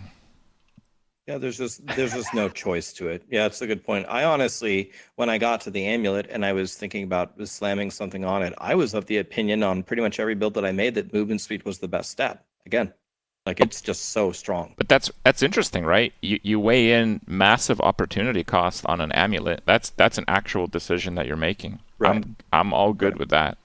Just for the record. Yeah, it's true. Like on the boots, there's like no choice. Like it's like, okay, you go movement speed, and if you don't have movement speed, the boots are trash. So either it needs to come with it, you need to temper it, and otherwise the boots will just be deleted. That's like exactly what Kripp said. Which I guess maybe we're gonna get more stats in the future that makes like other choices more interesting, or maybe they could like rework the boots implicits in the future, and it's just gonna be a thing for boots. Yeah, there's like many ways to solve that, but I totally agree with that point. Actually, in terms of like decision making, there's nothing there. I think you just do exactly what Kripp said. I think like boots give you 400 base armor. They give you 12% movement speed, and movement speed is no longer an affix on. It's no longer an affix on boots, and it's no longer a tempered thing on boots. And when you have to actually take that godly of a stat like on an amulet, it's an opportunity cost. I mean, why don't you just you can make the implicit whatever you want, like to balance it. Oh, but Rax, we were going to get this tempered and masterworked. Okay, so you make the implicit 20% or whatever the hell it is. But that would certainly make one of the itemization choices more interesting. I think that's just a strict win right there. And yeah, I did have a few reservations about some of them as well. Like they removed all the DR stats except shields can get like the percent DR. I don't know what it goes to, like 7.3 or something. Like it's not it's kind of interesting, sure. But then they didn't use the opportunity of reworking how items work across the board to like, I don't know, just come up with something good or interesting. Like, I don't know, like PoE has like you can like not PoE, every RPG you can scale block. And a lot of these games they have life on block, which is like a super scaling of block. It's like rewarding you for scaling block. Right? It's like these mechanics 5% are cool. chance to cast lightning nova when struck. Hell, I'll even take that. That sounds all right. If it's like a proc on block or something, or when struck, yeah, it's just I don't know. It just seems like a wasted opportunity. It seems like I guess a bigger problem, first of all, is that block doesn't really like it's not really a thing in Diablo 4, right? Only Necromancer can use shields, and even then it's like a niche choice. So You I don't think like this is kind of the 20% main problem. chance to the 20% chance to not fully stop incoming damage. That's not cool for you. 20% chance to still get one tapped by a Lilith wave. That's not. You don't find this interesting? are you sure you I mean, blocked that Lilith wave? We need a frame by yeah, frame. that does even work. Yeah, it does even work. Yeah, like no, the thing is, I mean, the choice between like a one-hander and a shield is kind of like just kind of similar. Okay, do you put like a defensive aspect on your amulet or not? It's kind of like in the same ballpark, I guess. You know, if you go for that, and like Necro just has two of these choices to make. If you want to be really tanky, you can go for the shield and for the defensive aspect on the neck, and otherwise you don't. So I guess it's just like a Necro thing right now. Maybe long term you're gonna get shields on barbs as well, I could imagine, but that's probably about it. Maybe the new class, who knows? So yeah, it's just like a shield thing. And I honestly don't mind that shields are somewhat simplified in Diablo 4 compared to other RPGs, because it's usually kind of like the same thing that we do with crits. It's like, okay, you play a crit build, you scale crit chance and then crit damage, and those two things always go together. And then for a block build, you always have like, block chance and like, I don't know, block effectiveness in last epoch or like some other I'm gonna have synergy. to interrupt you here, Woody. I'm sorry. We're Yeah. gonna need a bias check. You're gonna have to answer honestly. Do you or do you not like playing minion characters? I do not like playing minion Yeah. characters. See, that's why he's hating on shields. That's why. No, I kind of like playing with shields. Though. Like, for example, in PoE and stuff, I kind of enjoy having a shield.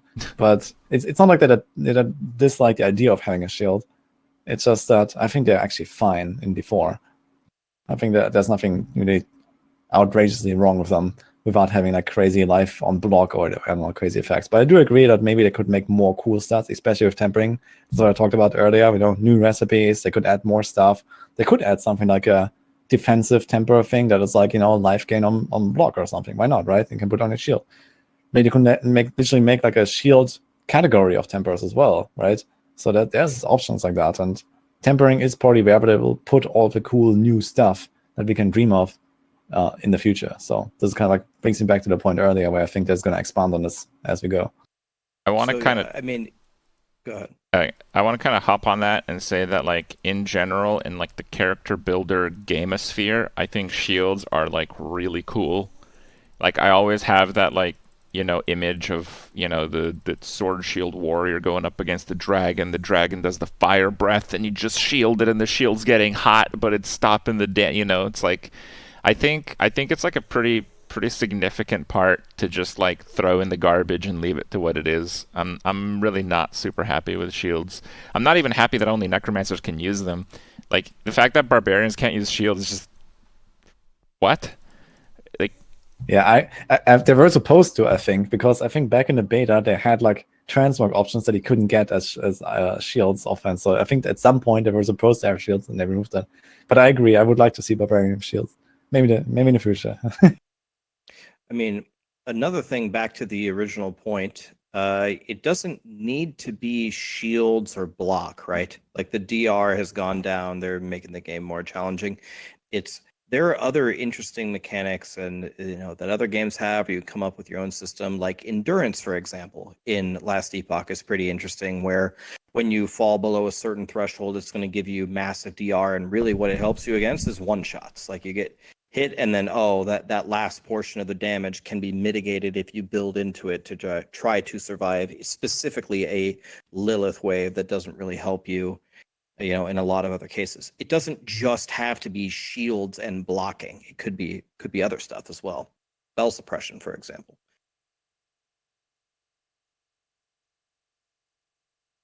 Yeah, maybe they're going to come up with some cool new systems. I agree. I really like endurance, for example. I think it's a very well designed mechanic in the last epoch. So It's like could be the nice if there's opposite like of more stuff. fortify, right? Where like fortify is a strictly uninteresting system that says sometimes you have 10 DR, but other times it's just nothing. It's like the exact opposite of that, but actually good. Some people are saying, yeah, fortify in chat. Yeah, I think endurance is way better than fortify by a lot. fortify is just it's not. like necros have fortify. It's easy to obtain, and I still don't get it. And you know what? With the major restriction on DR sources, yeah, fuck that. I'm still not gonna get it because it's just not gonna get it because it's just no thanks. Well, fortify needs to be very easy to get in order to be worth it, right? So it's kind of a It is, but I feel like when I die, I'm just surrounded or CC'd, and at that point, fortify is not coming back up after I get hit once or twice. So I don't know. I think when I actually need to take less damage, it's not going to work. That's why I think. Well, if that is why you die, then there's two aspects for you. There's eluding and the Ghostwalker, and easy clap. Oh, well, I guess it will be a little bit different next patch. Next patch, you can use your golem cooldown to break you out of CC, which is very nice. It's very nice. The other problem with it, though, because like they made the golem activation like so much of a damage output that like you want to spam it for damage, and then you send them in, and then something CCs you from behind, and you're like, oh snap! I sure have 3 seconds to wait before I can become unstoppable again. I guess I'm being punished for having dealt damage. Okay. It's one of like the more interesting like there's I mean I could go on forever about minions, but it's just like there's so many things where they have implemented so much great stuff that kind of invalidates some of the stuff that they also put in. You can just tell that like these two concepts happened parallel but not together. And then they're like, oh, they get all the stats and the golem's awesome. And you're never going to put unstoppable on your bar ever again. But the moment that you use your golem, you can now just get CC'd. And it doesn't help your minions at all. I don't know. It's like it's weirdly they always call it that like gift and a curse thing where it's just like it's awesome. The moment that you use it, you are now screwed. You better not get hit by anything. I'm gonna assume you also didn't use bone golem. No, I use bone golem. The bone golem gives you like it's like half the duration of the golem. It's like 3 seconds. With the golem aspect, you get pretty good uptime on unstoppable actually. The golem aspect really performed a lot better now. Like it's 12% now, something like that. It performed surprisingly better, and I'm much more willing to use it. And I mean, like also in like the end game, it was perfectly fine. But like when I was playing on like crap gear and just kind of tossing stuff together, I would send in my golem and then get frozen, and I was like, well, all right, I'll just sit here until the CC is over. But yeah. All right. I thought it was really. I mean, it's hard for me to complain because it's so much better than last patch. So I don't know. I'll take it. Thank you, sir. You know, I'm not complaining about it. Just so those people who understand. So the last patch, people didn't really play necromancers because you couldn't make corpses, which was just it was like not good and not fun. But it was still like a pretty okay build overall. But you know, now minions do crazy damage. They fixed the corpses, but one change they made last patch, just people don't really know. So the bone golem, it does like a 6-second taunt, but it's unstoppable while it has the like thorns buff the whole time. So it's the only golem that will actually do stuff. It's like the only golem you should be using except for like boss encounters for any version of Necromancer basically. And yeah, now next patch they made it so when you use your golem cooldown, you are also unstoppable yourself. So if you use the golem aspect, which is like 6%, or it's 12 you said. Is it 12?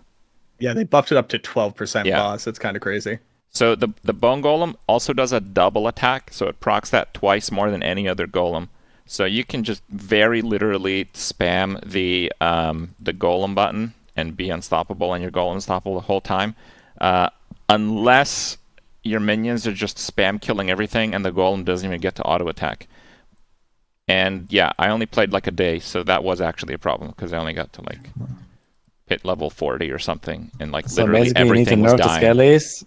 Yeah. What's that? Nerf the Skellies, and then you write this is a buff. Like, this is probably if you open pit level 1 and summon a Skelly and run around, your conclusion will not be that the Skellies need a nerf. I bet my 401k on it. I bet my 401k.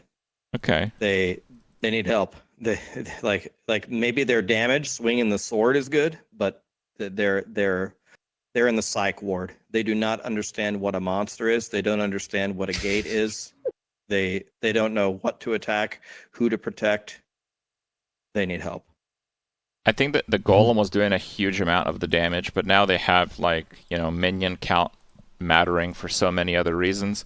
Also, I don't know if you managed to get a Mendeln ring. I didn't, but on paper it sounds like you really want to have the maximum number of minions with the new Mendeln ring. Oh, I came to the exact opposite opinion. You basically don't use Mendeln on minion builds because you actually scale their damage and you give them multipliers. So you're not actually scaling your own damage. So Mendeln is like literally unnecessary. Like your golem is going to do 1 billion damage when you max him out. You don't need Mendeln when he does 1 billion damage. Yeah, it's Mendeln actually is in really. Woody and I have talked a lot about this. Okay. Basically, they made it so that Mendeln now triggers off of attacks from your minions rather than lucky hit. Yes. And since it scales off of you, what that basically means is that you get to use minions for utility and still normalize their damage contribution to your build, as opposed to having to invest in them. So it's interesting. It's now like the non-minion necro minion build option for like blood builds and bone spear or sever using them for utility, which is a good thing. It's just even less intuitive than it was before for the player base. I mean, yeah. Again, I haven't tried it, but I was planning on doing less minion-specific things and more general scaling on my Necromancer and just using Mendeln.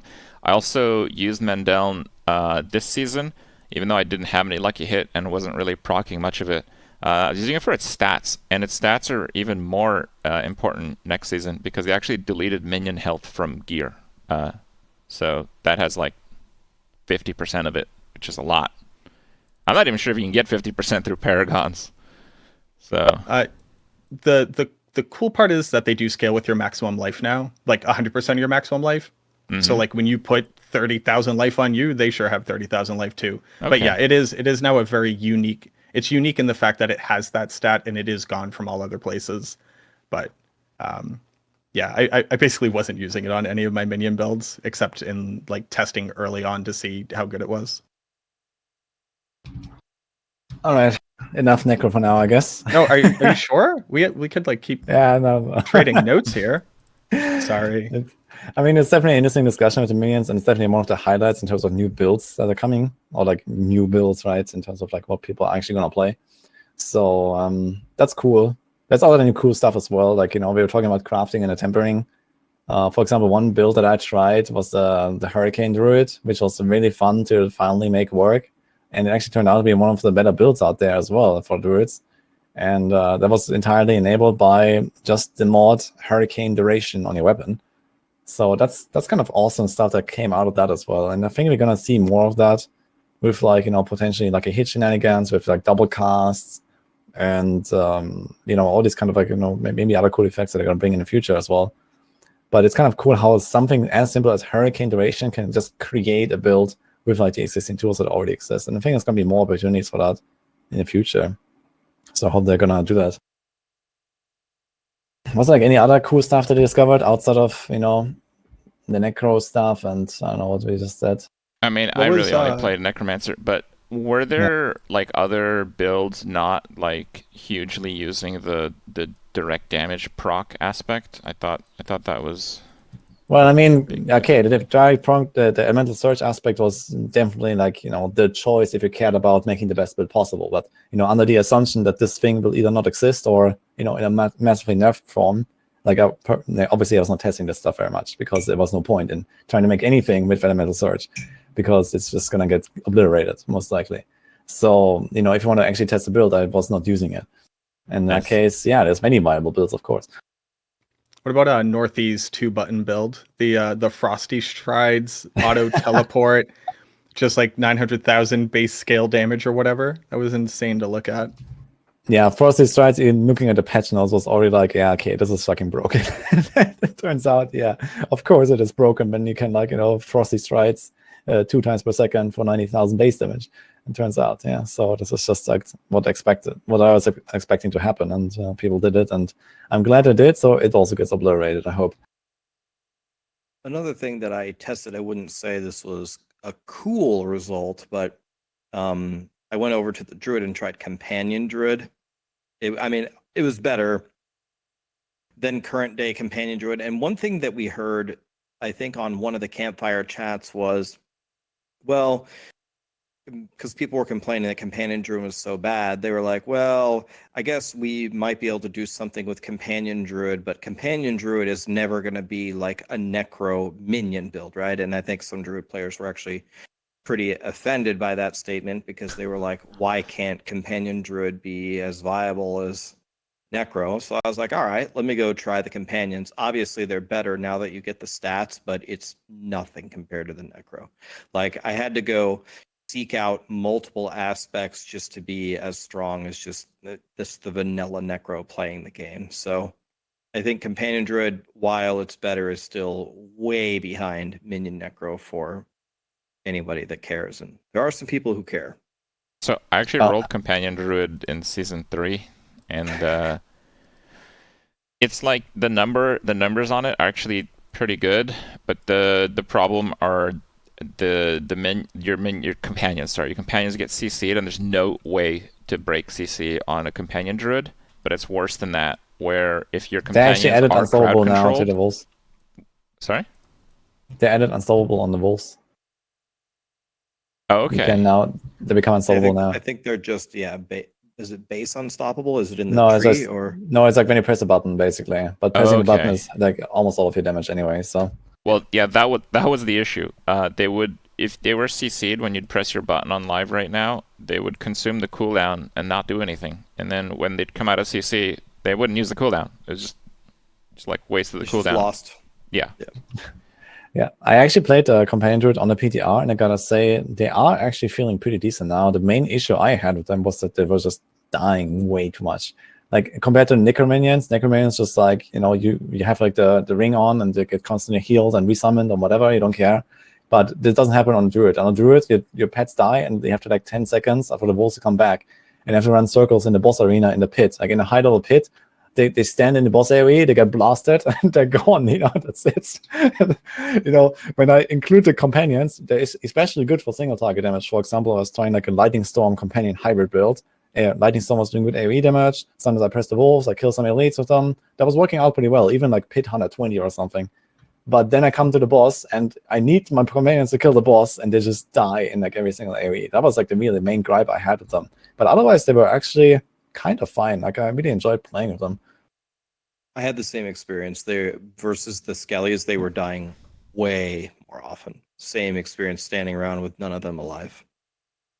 Yeah, that's definitely something that needs a bit of like help there. So even if you try some stuff with like, I don't know, Blood Howl to try to heal them or something, you can never do that like often enough compared to like a Necro healing their Skellies, and they will just get two-shot anyway by like the boss attacks or something. So I think they need like some general damage avoidance, or maybe something I can spec into at least, for like AoE attacks and all that, and it would help out for sure. But yeah. We also have someone in chat who's like very insisting about us talking about Druids, so I guess they're happy now. But apparently Druids are struggling, and I cannot really agree with that at all. Like, having played quite a bit of Druid, I feel like Druid were kind of like cruising through the high pits. Even with what I just described, I feel like Druid has a lot of really good stuff in the next patch. I mean, they have been very strong since launch, and I don't know, they keep getting better, I feel. They're not like OP, like one-shot everything, 2 screens away kind of OP, but Druids are generally, I think, in a really fine spot in my book, at least for my Aren't testing. they literally putting out the most damage right now? I know it's not like the end-all be-all metric, but like, don't they literally have the most broken build currently? No, that's just purely based on a bug with the Hurricane. Okay. But yeah. What a lot of people are probably running into is like Druid probably felt the reduction in survivability the most, right? Because you were kind of, I don't feel like it was very hard to become kind of unkillable on the Druid, or at least in like more casual gameplay. So are people just suffering from like not acclimating to the changes? I don't know. I have don't know very what little Druid is experience like, on the but Druid. so Druid was like innately pretty tanky, but also they had like the armor rolls while shapeshifted. It was like getting armor on like boots, and that opened up like extra slots on the OP survivability pieces, but now those don't have survivability stats anymore. Exactly. So I'm not sure they really made out any better than the other classes in the changes. Yeah, I mean, like just in general, like I guess people don't talk that much about Druid because Druids are kind of just like fine. Okay, there's like this bug build. People say Boulder, it's actually Hurricane, guys. It does like 2 trillion damage or 200 trillion damage, depending on how much you want to stack the buff. Yeah, there's like some bug. But outside of the bug build, druids are in a fine spot. Like, we even get to the point where you just run this shepherd combo, and we give up like half of our survivability on defensive slots. You could have had like 3 defensive skills, or you can have the shepherd combo for extra damage, and people still running that in pit 200 because you don't actually need extra survivability. So I think they're fine.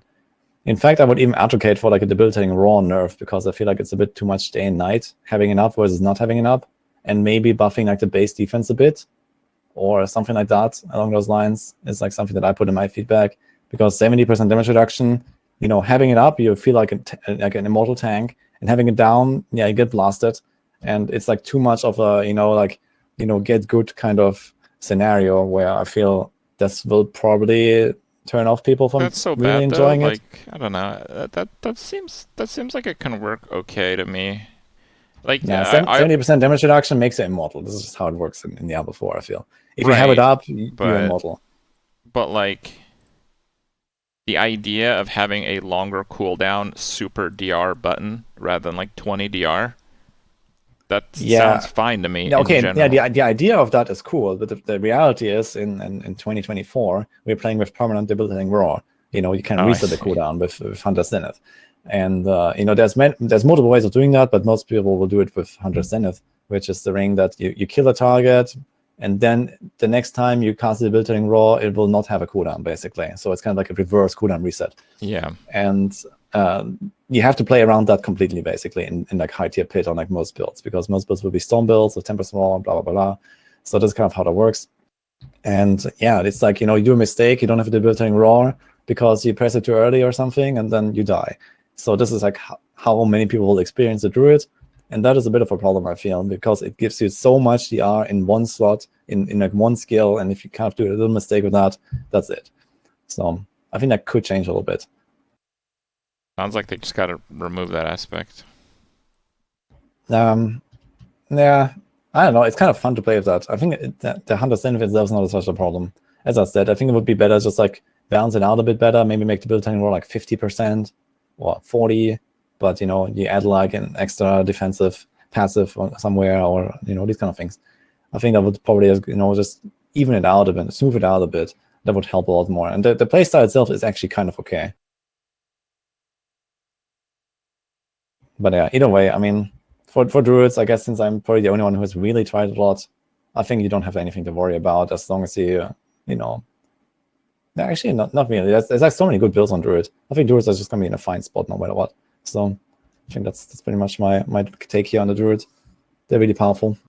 I would actually rate them like the post nerfs that I expect. I would rate Druid most likely like second most powerful or so, depending on what they nerf exactly. I think they're gonna be good. What's the most powerful? Most powerful post nerfs is probably Barb, is my expectation. Again. But yeah, we'll see. Like it depends on the final patch notes. Right now, I don't think that Druid is really on the nerf radar in any way. And Sorks are, Barbs are, there's a bunch of stuff. And Druids are not on the nerf radar, I think. So they're gonna be fine. Do you expect them to nerf minions at all? At least their damage? Not to start. They will set this world on fire. Yeah, I think so too. in my feedback, like quite literally what I say is like, hey, these are overperforming. Like there's no question about it. Mathematically, they're better than anything else that you can do. Let us have that for one season. Just like the whole season. Let us be Hoda Barb for the whole season. And then let's bring it into like more realistic in line with what it should be, which is a thing that you choose to spec into if you want that to be your primary damage and kit, as opposed to just better than anything else that you can do by a wicked far margin. And that's what I'm hoping they end up doing. It's not really like Hoda Barb though. Like Hoda Barb, like the one tap Duriel in season 2 and 3 was pretty ridiculous. Like they're doing like 100 times the damage if we are really considering the damage window.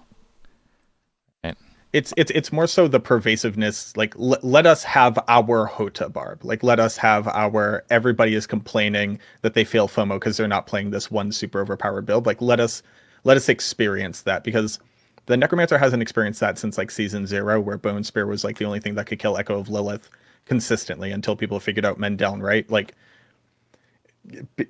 people all the time are like, we've never had a broken build. I'm like, you used to tell people literally go make a bone spear if you want to get the Echo of Lilith achievement. I don't know why we're like pretending like that didn't happen for a while, but it's been long enough where let us have this thing, let us enjoy how powerful it is, so that we can reset our expectations, be like, you know what, now that we've experienced it, yeah, it would make sense if this was more in line. But it's just been like, it's been the redheaded stepchild for so long, where it's like, if it gets fixed in the mid-season patch, like, yeah, we're going to cut it by 50%. I'll go get my pitchfork too. I don't know where we're going to meet up, maybe somewhere in, the Americas, just so we can get a lot of the player base together. But like, I really hope it's like a full season, and then season 5, they're like, okay, we're pulling it back into line. So, Macro, just to see if I'm understanding this right, did you say that if we have a super overpowered minion necro for a season, that by the end of it, the community will come together and say, yeah, we've had our fun. It will be acceptable if you nerf us next season? Is that what I just heard you say? Because that has Yeah, never happened in the history of any video game for any build ever. So yes, but and hear me out here. But what? It's all of the other people who are just pissed off that there's a fun build. You know how people are just angry when builds are fun and strong, but it doesn't affect them in any way, shape, or form. Every single person playing Diablo 4 right now. Everybody else will feel vindicated when it gets nerfed. So like the karmic net balance of how salty we are will even out. So, Yeah, I think that the average Joe playing a powerful build suddenly will attribute that entirely to them being way better at the game now than last season. Yeah, I think Kripp is right. It's a skill thing. So Yeah. I don't know what I like.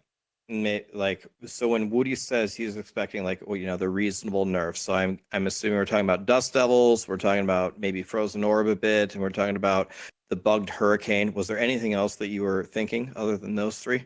Yeah, we talked about the Frosty Strides and the Elemental Surge, so I definitely expect those to get either obliterated or removed.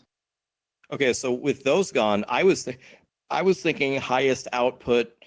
Like it just depends. It depends where Dust Devils lands. I think it's possible that Dust Devils is still the best build. I mean, Adam Jackson certainly seems to want to have it go that way. It's gonna be a thing, no matter what. Yeah. It could be the strongest, but I was thinking. So you were having Barb 1, Druid 2. I was thinking like Necro or Barb 1 or 2. I was going to put Necro number 1, depending upon how badly they nerf Barb, and then whichever one else be second, and then. I don't know if Frozen Orb doesn't get nerfed that much. Is Druid really better than a Frozen Orb sorcerer? I mean, some people are playing it a lot of different ways. Some people are playing it. I played it like Frozen Orb way, and it was very strong. It was just, my only issue was survivability. My offense was insane. So in softcore, you don't really care about that. And then some people were playing like conjurations. I think they went all the way to Pit 200 as a conjuration sorcerer. I do agree with you. Like the sentiment, the Druids are pretty good. Like I don't think Druids have this massive problem that people are pushing that narrative, but Druids number 2, I don't know. Druids number 2. I want to kind of point out that I think it's hilarious that they made minions scale 100%, which for the the general player base, not sure they quite understand that it's not like tripling your damage. It's like 10xing your damage, because you're now getting full value from not just the base damage of like your weapon or whatever, but the int scaling, the modifier scaling, the crit chance, the everything, right? Everything is just suddenly way better. So yeah, so basically they 10x the damage of conjurations, they 10x the damage of minions, they 10x the damage of druid companions, and they didn't really touch it much past that. Isn't that kind of funny? It's like yeah, maybe this is okay. 10x, add a 0. Let's see how it goes. I don't know. Yeah, it might be too much, and I think it wouldn't hurt to kind of like tune down minions a bit as well. Maybe not like completely destroy it or something, but yeah, like they definitely seem like very strong, and I think a lot of people will not like the idea that Necromanions is going to be like the choice, like the recommendation by everyone, making the tier list videos and saying play Necromanions if you want to have an easy time in season 4, because a lot of people just don't want to play minions, and I think Necromanions is just it doesn't really sound like too like engaging as like a play style. It sounds like you can just kind of like AFK your way through half the game anyway. And I think they have to be very careful to, it's fine to make minions good and make easy builds very good, but I think it's bad for the game in general if like the easiest game to play in the game is the best build in the game as well. Because it will just turn off so many players. It's like, if you like really brain AFK the entire way through, and this is the best build, this is the meta, then you have a problem. I got to push back immediately. What if I told you that playing a minion necro properly is the most actions per minute I've played in Diablo 4? Okay, elaborate. Bar none. You click every single skill on your skill bar every single time it's off cooldown, every single moment. Yeah, but you can also not do any of that, and you're still going to be like 80% as effective, no? I'd put you at like 50%. It comes down to metrics that like the casual player base doesn't like tune into, right? Like there are still some times where I have to make arguments about like animation speed and movement speed being the most important stats in the game. So can you just like stand behind and just only like click curse in your golem and like sometimes use your ring of sacrilegious soul to like do corpse tendrils? Sure. Will you clear stuff? Sure. Are you going to clear it as fast as the 1 minute sort clear time? Of course not. And you're like, oh, but Mac, that's teleport. That's teleport.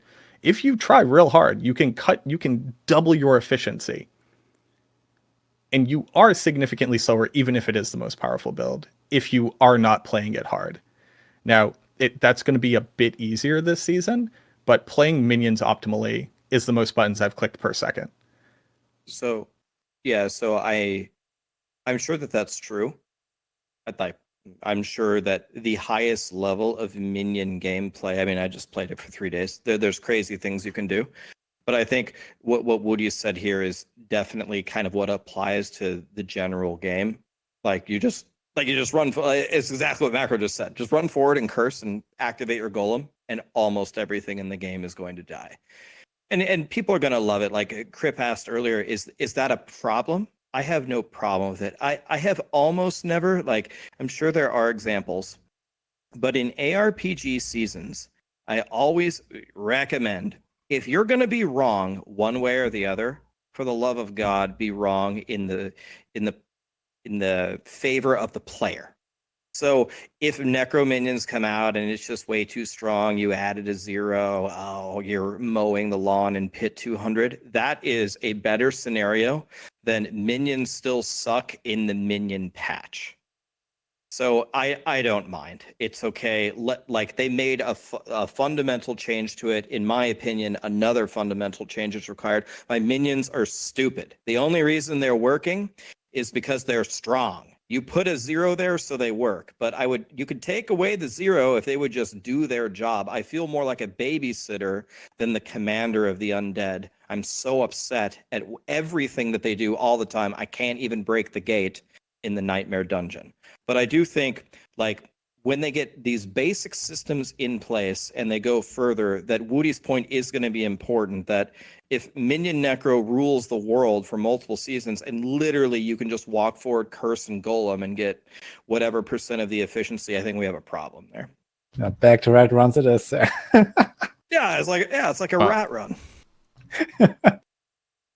I don't disagree. I really don't disagree. And that's exactly like what you just said, Rex. That's why I said, let us have it for 1 season, let everybody get their jollies off, and then let's make it realistic. And then let's once we have all that data, we can make more informed decisions. Yeah, I also agree with Rex. It's like, okay, if they're too strong for a while, sure, I can always tweak it. But yeah, maybe it wouldn't hurt to tune it down a little bit. Some of the minion specific stuff or whatever. But yeah, we'll see. I guess exactly what happens. If they're gonna be really powerful, I guess that's fine. Necros have also the time to shine. I mean, like what Kripp said earlier, it's not like Hodabarb. It's not the same. Hodabarb is another magnitude over Minion. If they were both in the same season, we would put Barb number 1 easily. So okay, I think I can move on. Oh, sorry. Well, I did get to chip in here. Yeah, I think I've been the most minion player of the bunch so far in the actual seasons. The real issue with minions is, I wouldn't even say so much. Their AI is a problem, as Rax said, when it comes to hitting non-monster enemies. Like if you think that's bad, it's there's other really bad ones too. But yeah, that is like an issue that they should probably address. But until they do address it, and until they do address like minion CC, I on one hand I don't think they will feel like that powerful in most cases, because yeah, you're gonna go up against a couple of rares that are just freezing your minions nonstop and your damage, especially if you're not using the bone golem. And I think a lot of people won't know too. It's gonna be bad. There's gonna be zero basically. The other thing is, I think with minions probably surviving, at least you guys seem to think so, the nerfs that you're expecting. Wish I could have this kind of foresight, but anyway, I think a lot of people will actually smash their heads into these frustrations. Like people are gonna tell them the best build is minions. They play minions, and they're like, "Dude, my minions aren't attacking the gate. They're not attacking the thorns. Like these minions suck. They just sit frozen, don't do anything." Right? So I think it will be a bit of an unfortunate case if it doesn't get addressed in some way.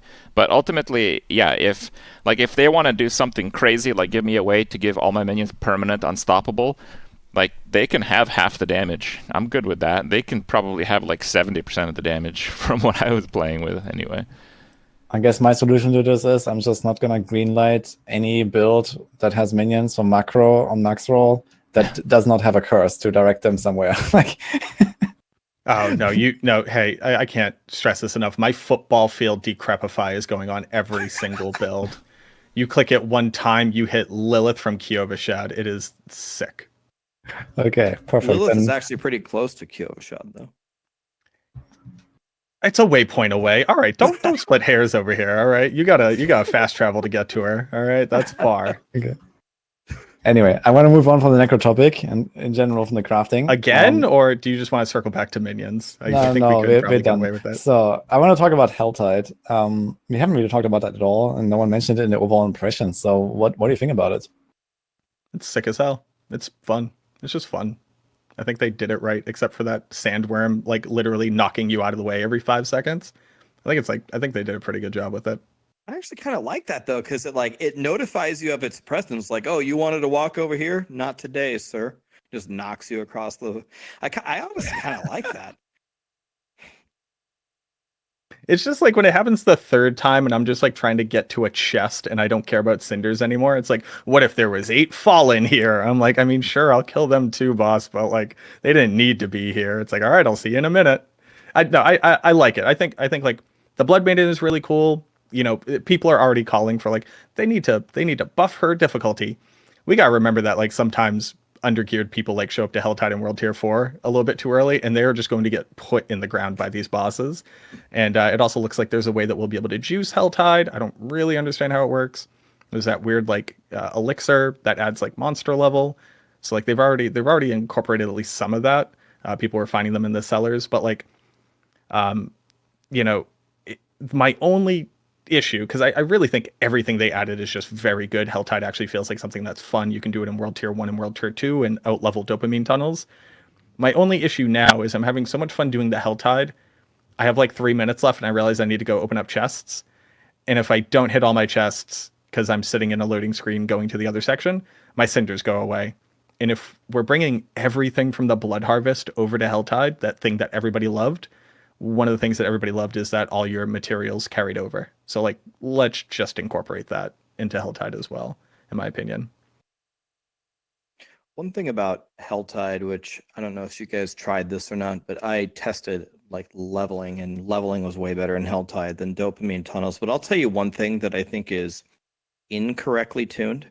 And I'm keep in mind, I'm playing Minion Necro. I'm literally born for this. So I do the events and I just obliterate them. I got minions everywhere. I have infinite corpse explosions. Like I am actually God. And then it spawns the Helltide Commander in World Tier 2. I cannot tell you how long of a boss fight that is, even as a minion necro. And they are like incredible single target. And I'm just sitting there and I'm just like, every time I spawn in a low level event, unless there's other people there with you, obviously there's other people, then maybe you can get the boss down. But if you're by yourself leveling up in low level Helltide, you do the event, the boss spawns to finish the event, you just leave. You just don't fight it because it just has so much HP. I'm just like, okay, there is no way mathematically it's worth it for me to sit here and wail on this guy. And it depends. Like some of them die pretty quickly, but some of them is like you're Wait, fighting Ragnaros. did they like mega buff the Hatter commanders or what? I'm only talking about this in world tier 1 or 2. Like now that they Ah, introduced it at the low levels, when you're a low level shitter and you got nothing. So you got there's, your little yellows on. I'm playing Minion Necro. I Like can't. I am born to kill one monster. Maybe they Yeah. just like kind of forget to tune them. So I tried some early game Helltides, and I saw that the Blood Main was like super easy. Like she just died super fast in World Tier 2. But yeah, maybe they forgot about the commanders or something from the events. And I never saw, I don't think I saw like the world boss there or summoned her. Did you have anybody fighting with you or were you fighting by yourself? No, she's just squishy in World Tier 2. Like I've tried her, like I just summoned her, and at level 20 or level 30 or something, and yeah, I was just able to like blast her down in like in a minute or something. So Yeah. and I think like the Helltide Commander is like at least a 2-minute fight for me. And in 2 minutes I can just leave and go to a whole nother event. So yeah, that sounds like too long. I mean, generally, Helltide was pretty good. It's just, there's always something happening on the screen. They made it so you automatically pick up the cinders now, just walking over them. I mean, there's more move speed on characters, which I think innately makes Helltide a lot more fun. It seems alright. It's just still not something I really want to be doing like forever and ever. So it's still kind of an intermediary. But yeah, I guess the people that do Duriel farming like crazy, I guess they are doing it forever, so I guess they're happy. I actually don't, because it gets like so many more materials now in the future, right? So, and also like they added the resplendent sparks, so now you can like salvage. I mean, this was already a season 3 thing, right? But you can salvage the other uniques, and then you can try to craft one that you want, and so on. And like with the overall like extra income in materials, I think it's gonna be really, really nice now. Like you do hell tides, like while leveling up, and maybe a bit after that, after 100. But it's like so efficient and so fast. I think you're gonna be just fine, farming hell tides. I don't know, maybe a total of 20 hours in a season or something, and you're kind of done, I guess. You I also think the need other like, cool part. Sorry, go ahead. I was just like mentioning, like also don't need the Forgotten Souls from there anymore. You get them now by default. You don't need the Fiend Roses anymore. So it's just kind of like you just blast, have fun. You don't worry about clicking stuff on the ground. So that's also like one thing I kind of enjoy, just like blast. And there's constantly something happening. Like Helltide actually feels very active. In fact, almost too active. It's like, I just want to go open my chest, on my way there.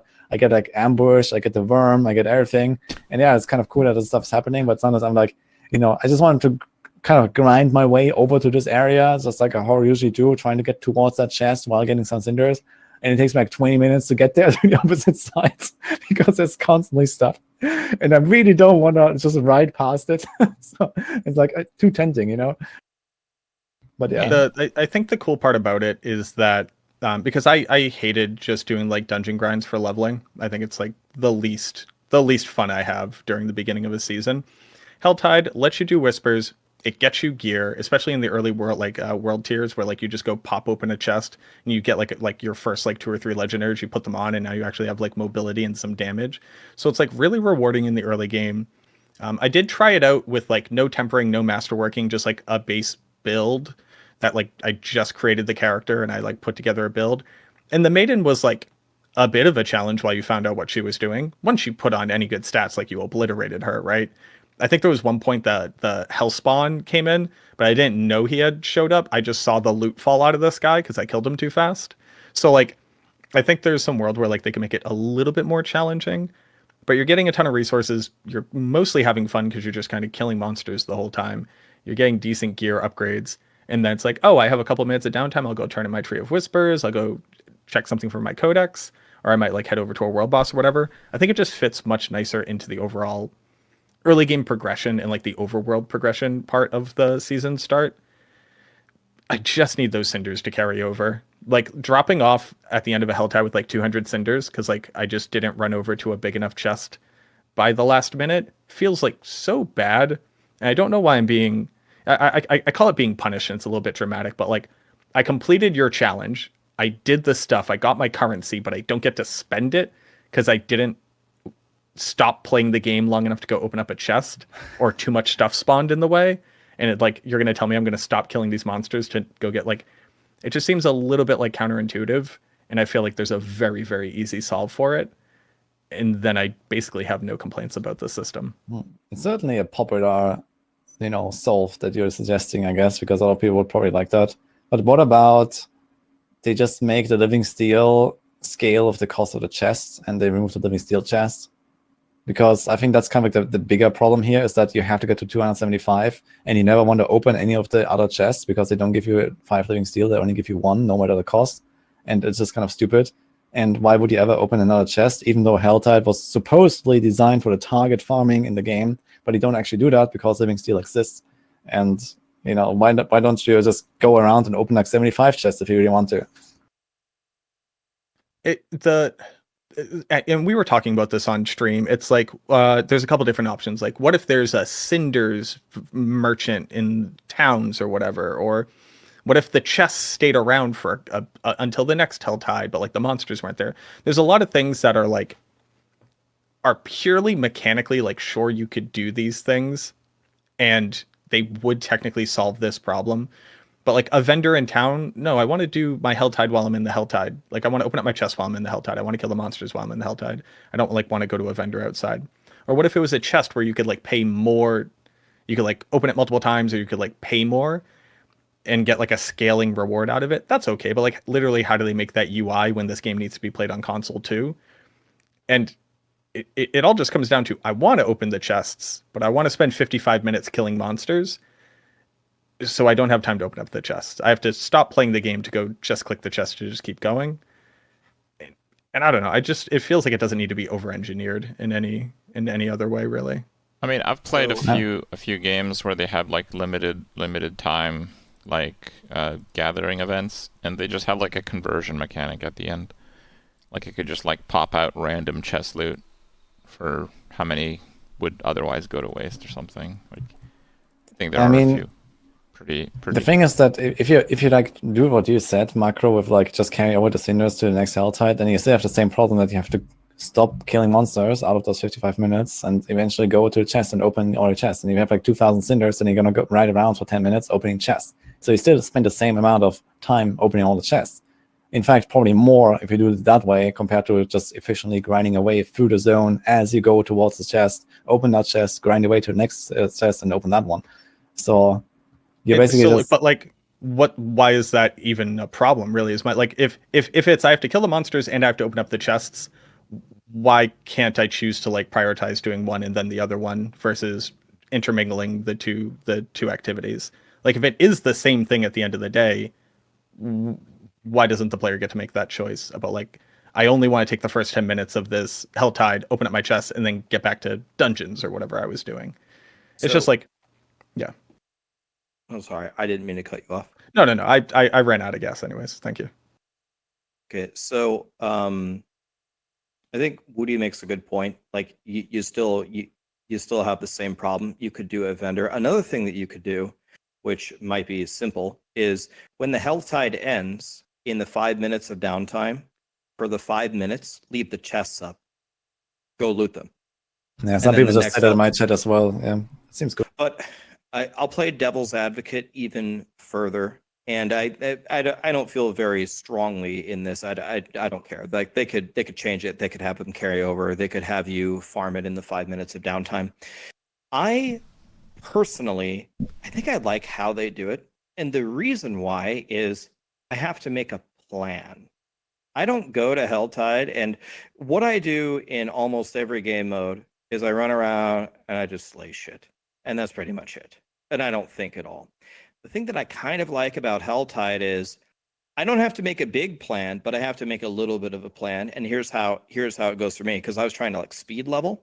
So I arrived there, I got 55 minutes. I played to about minute 15, and then I'm hitting tab and I'm fighting my way toward the chest, and I'm trying to spend my resources efficiently. I think creating these kinds of little like mini games within Helltide is actually good for the game. I don't mind it at all. I'm a person who likes puzzles. I like little itty bitty challenges like that. that enhances my experience. So I kind of like that if I don't make a good plan, that I am penalized for it. Again, I probably lost like 1,000 followers minimum for saying that, but I actually don't mind how they've done it as it is. Another thing about I'm sorry. Another thing, part of the puzzle is if I have 80 cinder, or if I have like 480 cinders and I only have 8 minutes left, then I really, really stop prioritizing monsters because I only have to get 20 cinders to get the 5th chest. I'll never get to 600 cinders. There's like a bunch of different mind games that they kind of develop if you care at all. I guess like the casual people who are just not paying attention at all and just slaying monsters and have 1,000 cinders and then check, and then they see, oh, I have to open 10 chests in 3 minutes. I get it. That feels bad for them. But I really don't mind the system that they currently have, if I'm being honest. I mean, I think they're improving Helltide. I think there weren't like too many major issues in the PTR version. Probably what limited time they have to change stuff from PTR to season 4 is not going to Helltide. I think you basically played the version of Helltide you'll be playing next season in the PTR. Yeah, Helltide is not the biggest problem at all. We got minions that can't open gates, Kripp. I got a message from one of my mods. Apparently, he has noticed how much people are gatekeeping minion builds. Like, if Hoda is doing 100x anything else, it's like, well, yeah, but it's barbs. But then if minions might be the best build, burn it down.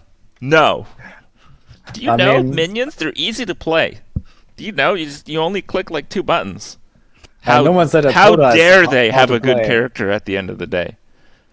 Like, I would definitely also advocate for Hoda nerfs. Even after those nerfs, I would say they can probably still nerf Hoda more. So like that is fine. So I was not in the buff Hoda camp or the buff barb camp anyway. One of the funniest reactions I got when we first saw like the patch notes for the PTR, obviously, Rob's out there doing the calculations, trying to see through the matrix, and he shows up on my stream. He's like, yeah, we lost like 100x damage. Like top end Hoda builds are only going to do like 90 million damage per Hoda. And I went, he's like, no, you don't understand. Like, it's really nerfed. I'm like, you do not get to say this in front of me. I'm sorry, he's like, well, you gotta like weapon swap and you gotta do this little dance. I'm like, yeah, you like click 5 buttons and you do 100 million damage to a creature. I'm sorry, here's my very, very tiny little violin. It's ramen noodles for Rob from here on out if it's only 90 million. He's not gonna make it. Yeah. Not gonna make it. No, I mean, obviously, it's kind of funny he was a good because sport about it. Yeah, Rob plays too much Barb, I think, Like some of his opinions and some of his takes from like, oh yeah, this should be buffed or this should be like on Barb, he's playing Barb and he says, okay, this should be buffed, this should be buffed. And then like, yeah, I think Rob, you play too much Barb, like it's just like my opinion about that. If you think this needs a buff, you're playing too much Barb. It's more so like the chat that came over with it. They're like, oh my god, start singing your eulogies for Barb, and I'm like, guys, they have 4 weapons. They're gonna make it. It's gonna be okay. They're gonna get through this one. Don't you worry. Yeah.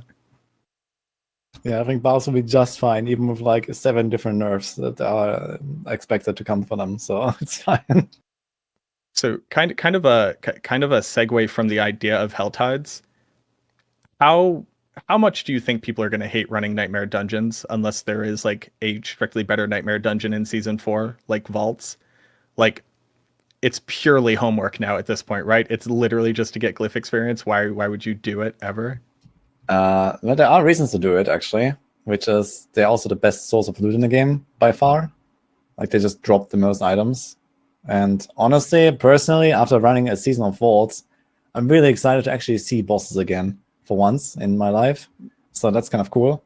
And I mean, if you look at like how much they've changed Nightmare Dungeons in the past, and now they made like objectives pick up in like half a second, and that kind of stuff. Like Nightmare Dungeons actually feel okay. I think most of the shitty objectives are removed, or like this is like not really annoying anymore because everything is fast. You blast through them, you get tons of loot, you get your glyph XP, And I think for most people, don't like Nightmare Dungeons for some reason because there is, an objective to do and it holds you back from doing whatever you want to do for some reason. But I don't think this is really such a concern anymore once people actually play it again. I think a lot of people just haven't played Nightmare Dungeons in too long to really understand that it's not such a huge deal anymore. But that's maybe it's just my opinion.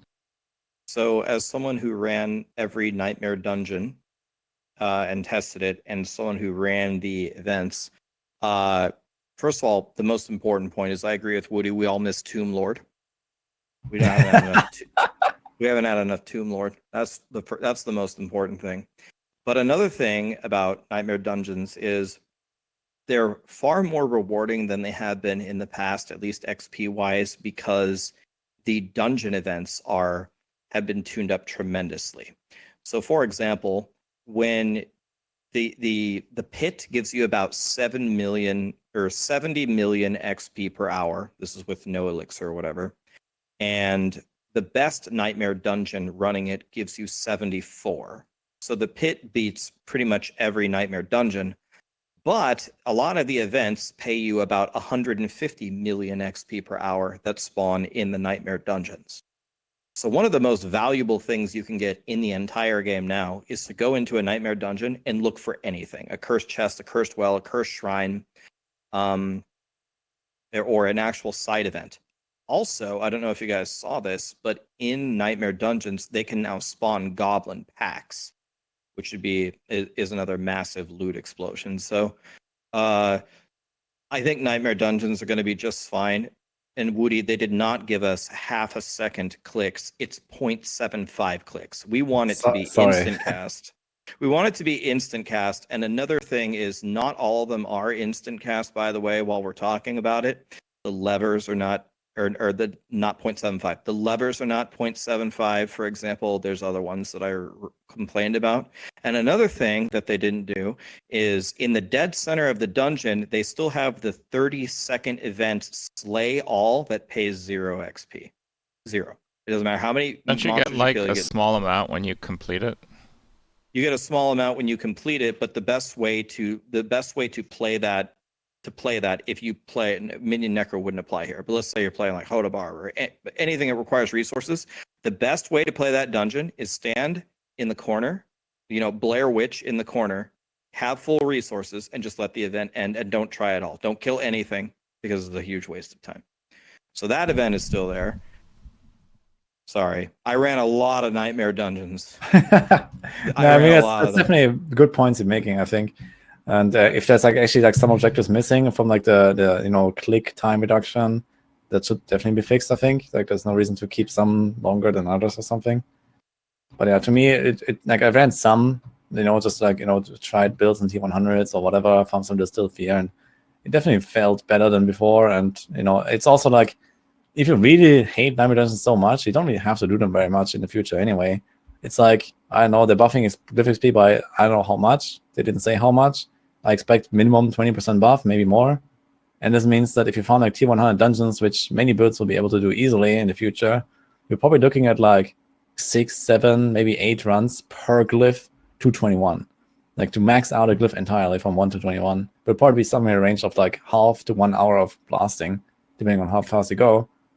And I think that's not really too much to ask for gearing up a character, do a bunch of glyph levels and then you're done with the Nightmare Dungeon system. Are we sure they're dropping vaults? I feel like vaults don't really have that much to do with the League mechanic. I don't know why vault can't be just a different type of vaults Nightmare are dungeon. going, I think. They put the vaults in Helltide. The part of it. They put the spinny the trap mechanic, like the survive the trap thing.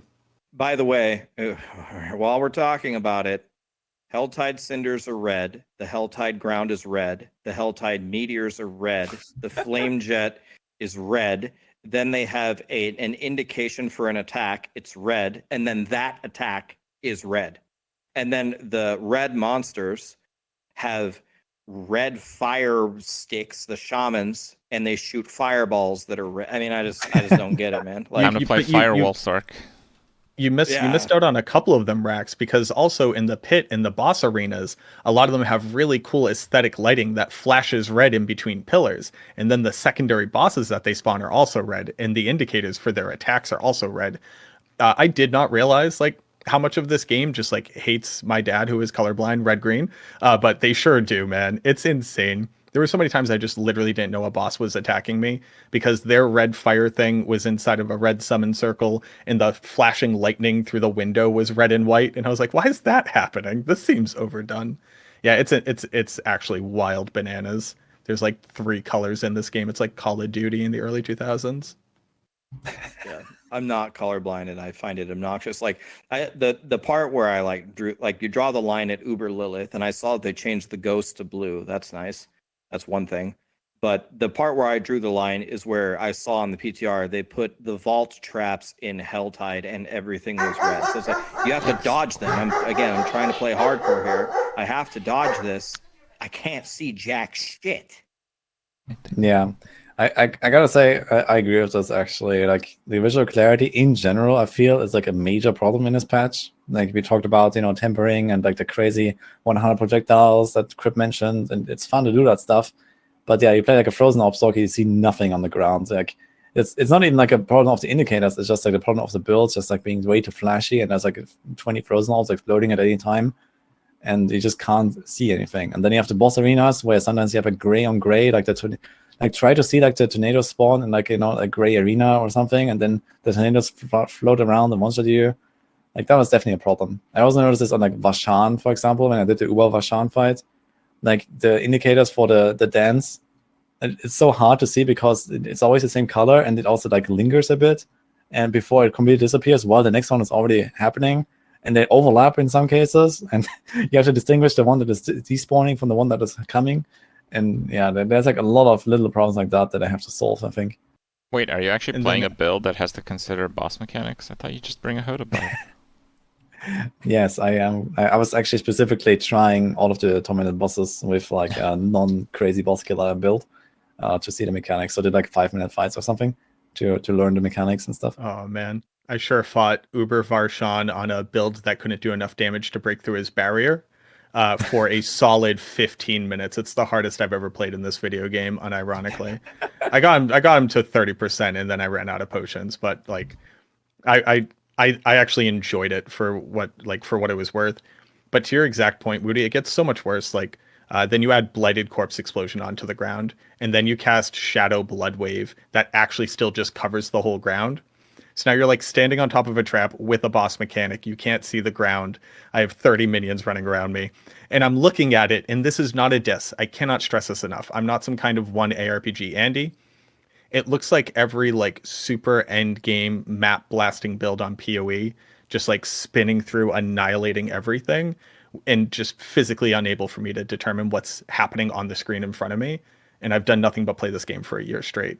Like this patch, they took like something that I consider like very important to the game is like its aesthetic, and they just like said, screw that, giant Cheetos flying across the screen. Who cares? You can't see nothing.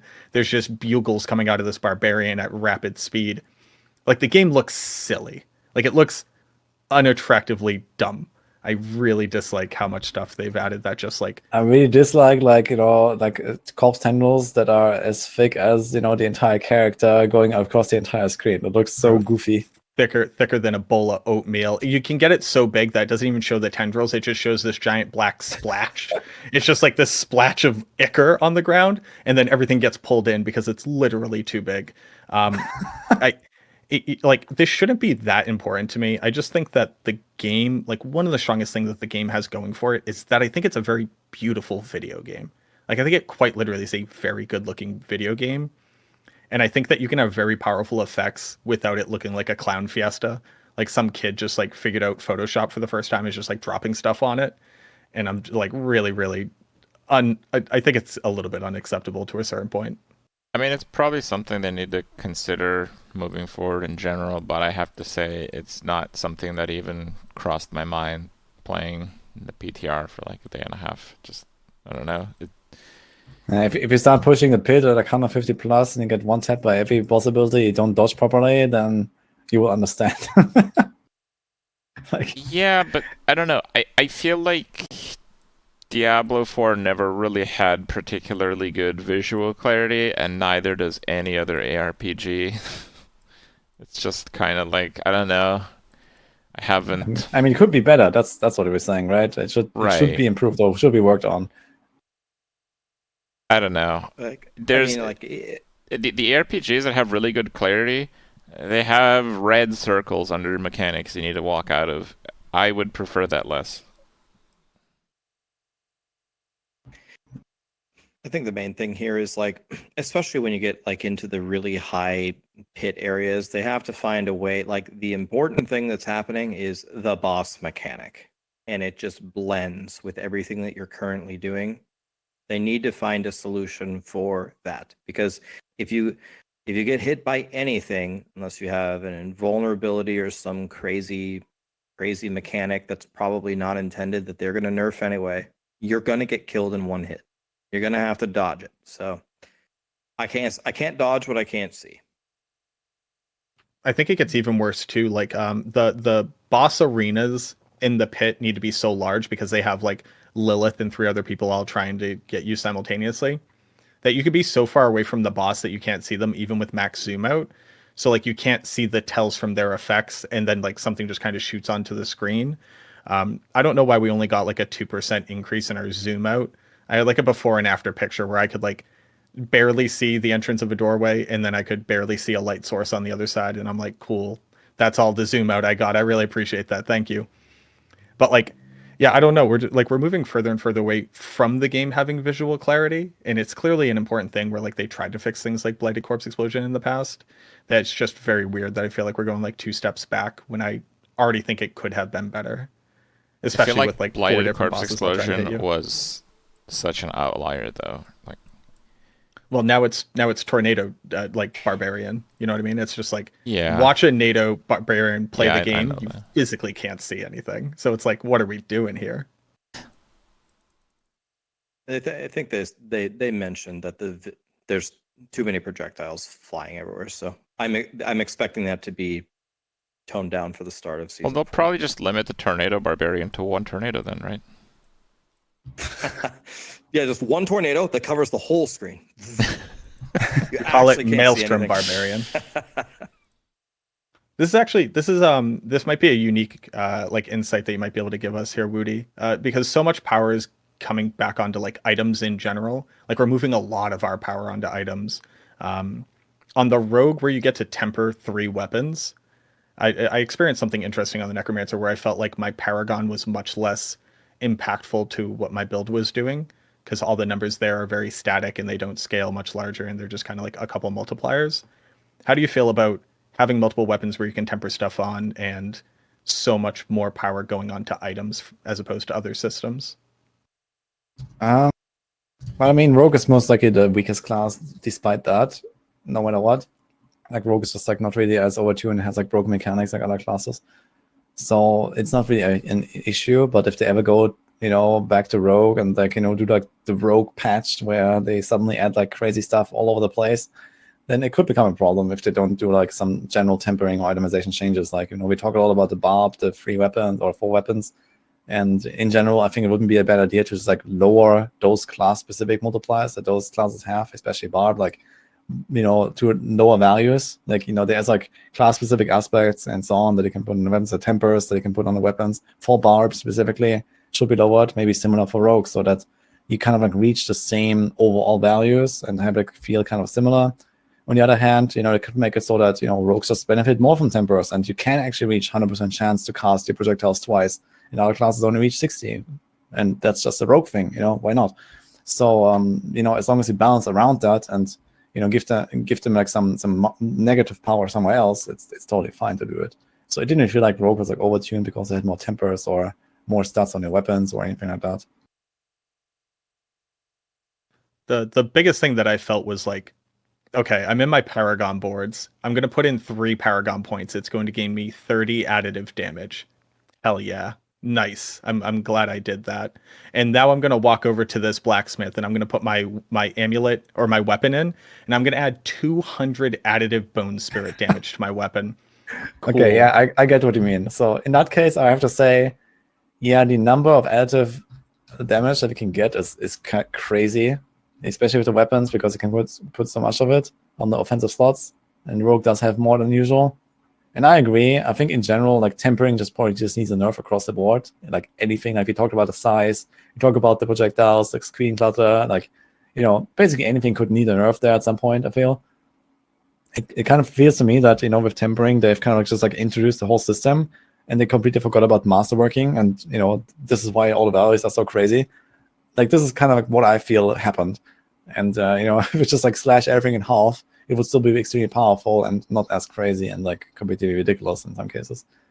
So yeah, there's definitely some tuning needed, and I feel like the crazy amounts of additive damage that we get compared to, like, for example, other choices like glyphs is definitely noticeable in that case. Yeah, for example, I noticed myself, like on the rogue, instead of like trying to like scale glyphs to the maximum, I would just always go for minimum, just get a secondary effect and move on.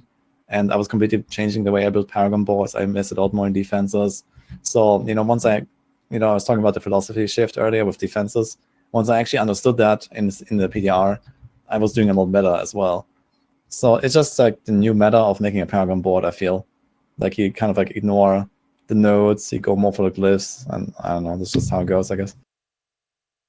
I mean, I you'd honestly, probably go like- for the percent HP a lot more now as well.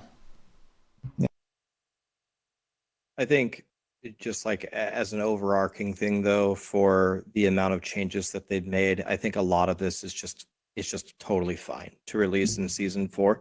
Like a lot of this is like the super in-depth, like where is the power coming from here or there? How do we tune things? But I think a lot of it for where they have it right now, if anything, is going to be a little bit on the too powerful side. And that's never really a problem. Players almost never complain that they're too powerful. And we are going to have to solve at least one equation next season, it looks like, which is defense. So, yeah, once you... I totally agree with that as well. It's like, it's not a huge issue. Like for some reason, they put it on the known issues list before the PTR came out. Players may be unable to reach their Paragon bonuses on the rare nodes or something. That was apparently supposed a bug. And I was like, yeah, guys, you just removed all of the stats from the gear. There's no all stats. There's no like, strength on the sword or whatever. Like, of course you can't do it, but it's just like how it works now. This is a feature, I guess. Like, why is it a known bug? Like, it's kind of weird. So maybe they're going to do something, but I think it's like also like something they shouldn't waste time on, to be honest. Well, another thing that I think, hopefully, certainly Blizzard knows this, and I do not have this information, but we do know that there's going to be like some kind of additional crafting mechanics, and there's an expansion coming.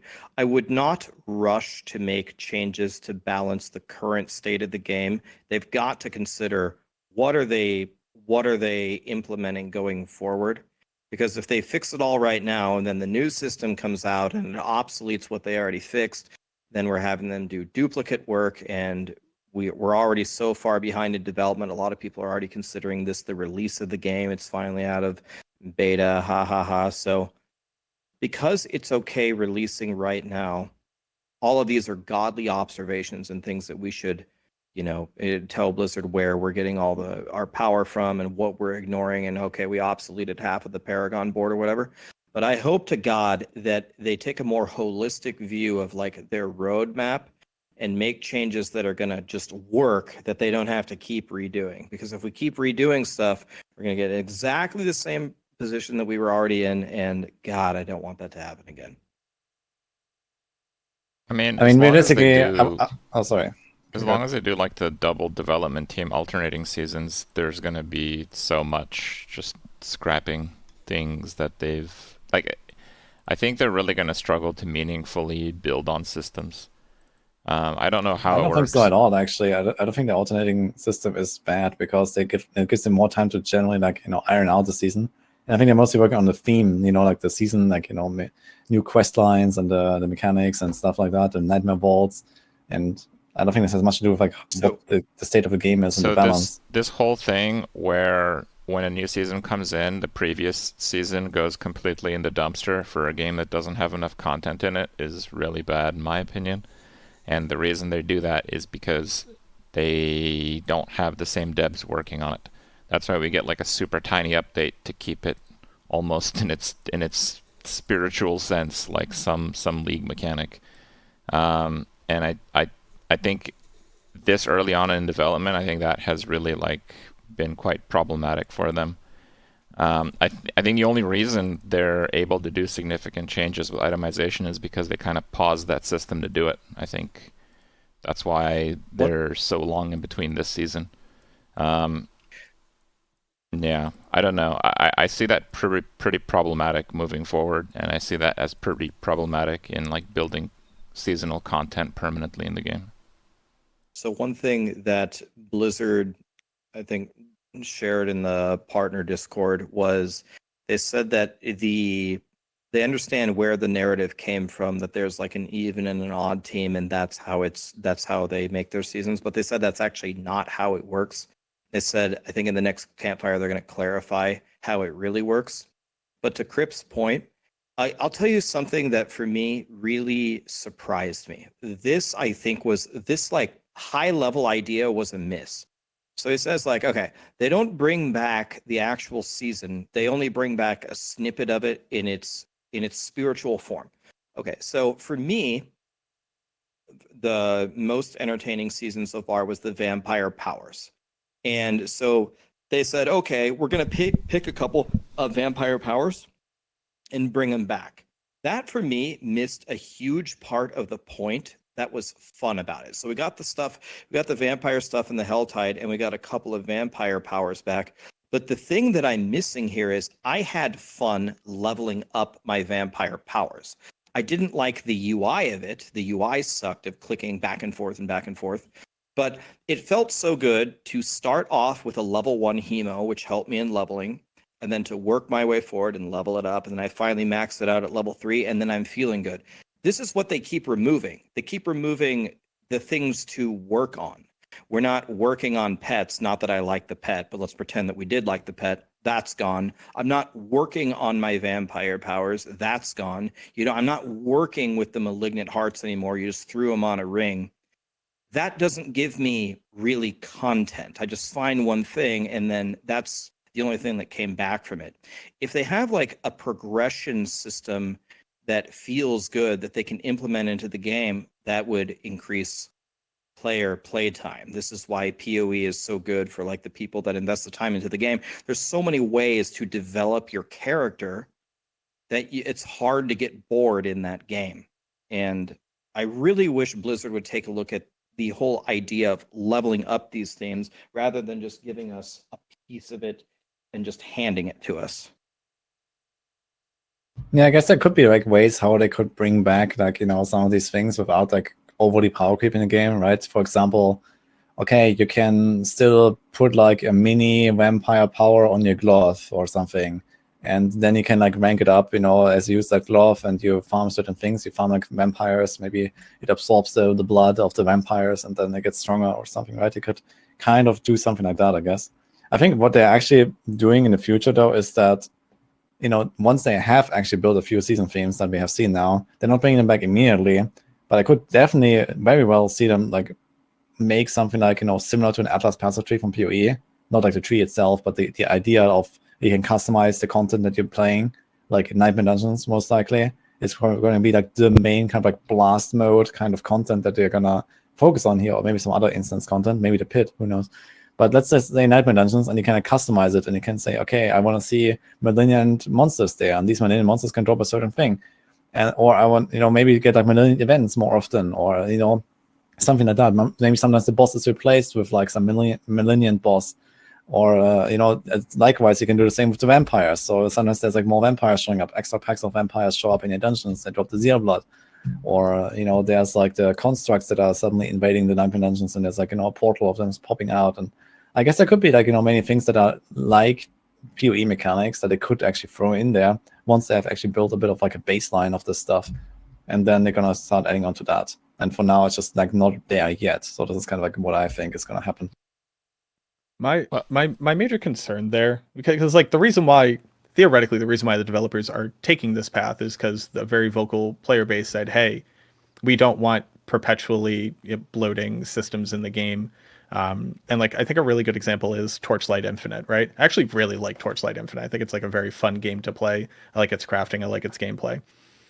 I felt like every hour I was playing Torchlight Infinite on a season start, a new UI would open. It would say, "Hey, here's your dream ship mechanics delver, and this one you got to level up this one with the prizes of Nalgranar." And I'm like, "Chat, what is Nalgranar?" And like, what's it? So like, and it was like, "Oh well, that one's left over from last season, and you get them from doing this thing, but don't worry about that one because it's not that very powerful." Or I'm always reminded of playing like a PoE league start with Teo, and I walk up to a shrine and I'm like, "What's this shrine?" And I click it. He goes, "Oh, dude, what are you doing?" I'm like, "I don't know. There's monsters and I'm killing them." He's like, "Yeah, but you don't care about that currency. Like, that's not going to be worth." So like, I would like walk into all these systems and people who know what they're talking about are like, "Oh, don't do that. That's garbage." And it's like, how do you avoid that, but keep Blood Harvest in? How do you avoid that, but we leave the vaults in? Like, how I don't think a game has figured it out well. I think you either do alienate new players to a certain extent to give people more stuff to do, or you simplify the gameplay and you always make it the same loop, but with more foundational changes to it, and it just takes longer to ramp up to having enough content. Like, what is the perfect balance between those two things? The PoE has a lot of added content based on like modifying an item a certain way, and that certain way is not like, hey, you do double damage now. It's like much more nuanced than that a lot of the time. Okay, Like, yeah, it gives you like alternative ways of making an item, right? So that's basically what you mean. Like, no, sometimes they have just unique things about them. Like, I don't know, you can get like synthesized implicits, and even the top, like the very, very, very top, like casual play will never even see half the stats on one triple affix implicit items. None of them double the power of your character. We're talking about like, you know, an extra like 10% more damage or something, and then yeah, if you have that in like every slot, it's quite a bit. But that's the reason it kind of is able to build upon that stuff. My main criticism with Diablo 4 is that like so much of it is wasted. Like, I can't believe they're not bringing back vaults. I'll be honest. I don't understand that at all. Vaults just seemed like a different way to Nightmare Dungeon, and I preferred it to Nightmare Dungeons by the end. Why can't vaults stay in the game? Like, what part of the game is breaking there? Yeah, okay, we're not going to keep the pet, sure, but like, and there are examples of this happening where it doesn't make sense that they're deleting it. Hell, even the vampire zone takeover, they can just leave that crap in and delete the vampire powers. It's just like a fun way to get like a few early pieces of gear. Like, what's the harm in having it in the game? It's not really that bloated. I don't know. We're talking about a game here that maybe up until very recently was really lacking things to do. Like the end game for hardcore players was group killing Duriel, and killing, I use that word loosely because we're talking about one big bonk from a barbarian in 1 second killing. Like, I don't know. Like in that game, they're deleting content that they make, and I think again I want to circle back. I think they're deleting the content they make is because they have different dev teams working on different patches. They're not even really aware of what works and what they should be keeping, right? That's like something that they maybe glance over months later. And I think that's I can't imagine that this is how it works, honestly. I mean, you have, game directors that are kind of supposed to like, manage the teams and, kind of make sure that the overall vision of the game is going in the right direction and stuff like that. So there must be people that actually, think about this. Okay, this season's going to have this season's going to have that. Oh, we're already in the planning stage for the season after that. And, we're doing the concept arts and whatever. And there is there must be like some kind of roadmap, like that they're working on. They're thinking about the expansion. They're doing this. We talked about, the crafting system is going to get another layer maybe in the future or whatever. If they didn't do this PTR and the item overhaul, I would just be calling you full of copium right now. They've kind of had one recent W, and let's not get ahead of ourselves. They've mostly been deleting the content that they've been implementing in seasons up until this point. to that exact point though, right? If what we're trying to argue, if what we're trying to argue is almost like a scarcity of resource or an inability to like function at an efficiency level to like isn't it much more logical that like it would be harder to maintain these systems and keep them balanced and relevant as they add new content? Like, how do they both change the Blood Harvest and the Helltide and the Vault and the dungeon, Nightmare Dungeon, so it's still relevant? Like, wouldn't it make more sense that But it's like, you can give them a specific purpose, right? This is what it does in PoE. Like you have a certain thing Yeah. you can grind, a certain league mechanic that gives you a certain thing that you can only get from that, plus minus. Yeah, but in general, you could have like this Blood Harvest thing, and you could have like a leftover from the Blood Harvest season, where you can still get like a mini vampire power for a character that they can grind out and progress something. Like you talked about Torchlight, right? Torchlight, every 1 hour there's like a new system they unlock from the previous season, and just like layers power on power. I mean, I don't really want that, to like a crazy degree, but every season implementing like some kind of like 5% power creep because of extra season stuff from the previous season that you can still grind out wouldn't necessarily be such a thing. It's such a bad thing. And this is kind of like how PoE does it. It's kind of like, okay, Torchlight does it like 50% per season. They're going way overboard, but it's kind of like that progression in PoE, right? Where okay, now you have the synthesized implicits, and now you have the catalysts on your jewelry, and now we have this, and now we have that. Now we have like a new way of crafting certain item, and kind of like every season there's like something. Like it doesn't have to be like layer on layer on layer on layer, but as Kripp described, I totally agree. The game has been extremely empty, and it still doesn't have all that much. They just made a much better job of making the existing stuff more interesting, and bringing back old things should happen. And in my opinion, I think this will happen once they have like a large enough base of themes to go with, and make content out of it. It's just kind of strange that they're not like immediately keeping them in game. I also advocated for like, okay, keep Malphas around, keep vaults around, make them like a rare drop. And if you actually finish a vault without getting hit too much by the traps, make it like a dodging the fucking traps in the vault sucks, and everyone hated it. But if you do it like once, if you do it like every single run, but if you do it like once every 5 hours, you get like one sigil of a vault. Yeah, I would like to play that carefully and try to get to the end and only take like 3 hits and try to open all the chests if I do that right. I think that would be fine. Yeah, and why not? Yeah, make it like very rewarding, a rare drop. There you go. So like my argument isn't that this thing shouldn't happen. I'd like to point to how many patches rolled out, fine-tuning Nightmare Dungeons until anybody even enjoyed like playing them. And I think it could be reasonable. This could be me licking the boot a little bit too much. It could be reasonable saying, let's get a foundational game under our feet, and then we can actually have like the resources and time to keep these things evergreen in the game and have them in. It's like we saw a Nightmare Dungeon change every week, it felt like, when the game first released. And it's like, if vaults have to stay in, they also have to get rebalanced, right? Like that's my only point, where it goes like, why would they not do this? It's like, well, sometimes there isn't an infinite number of hours that people can work on a thing, right? But the other thing is also that if you do something like I said, where you get like a rare sigil drop for Nightmare Vault every 5 hours, you don't have to like omega balance them that much, and they could give you like a special reward. Like if you talked about maybe tempering reset stuff, why don't you do the vault, and if you're successfully completed, you get like temper reset material or something, right? It could be something kind of small that you don't even technically doesn't even constitute a power upgrade, but something cool that you can get from that, and you can target farm it if you really want to unbreak your item or something.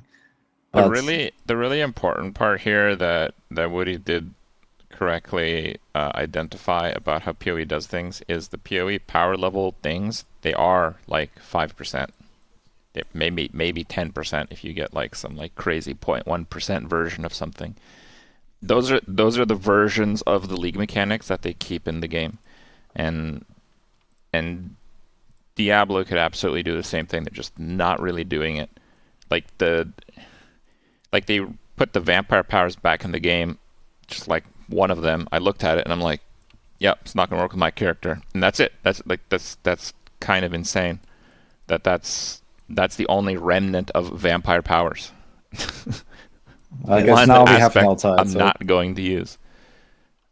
So I don't know.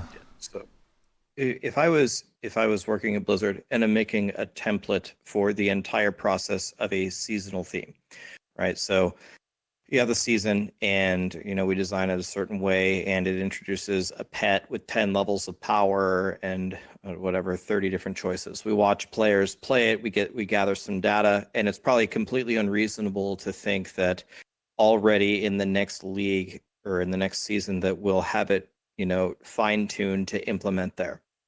But as part of the seasonal process, it's like the post-season part of it. Okay, what did people really like about this, and what worked here?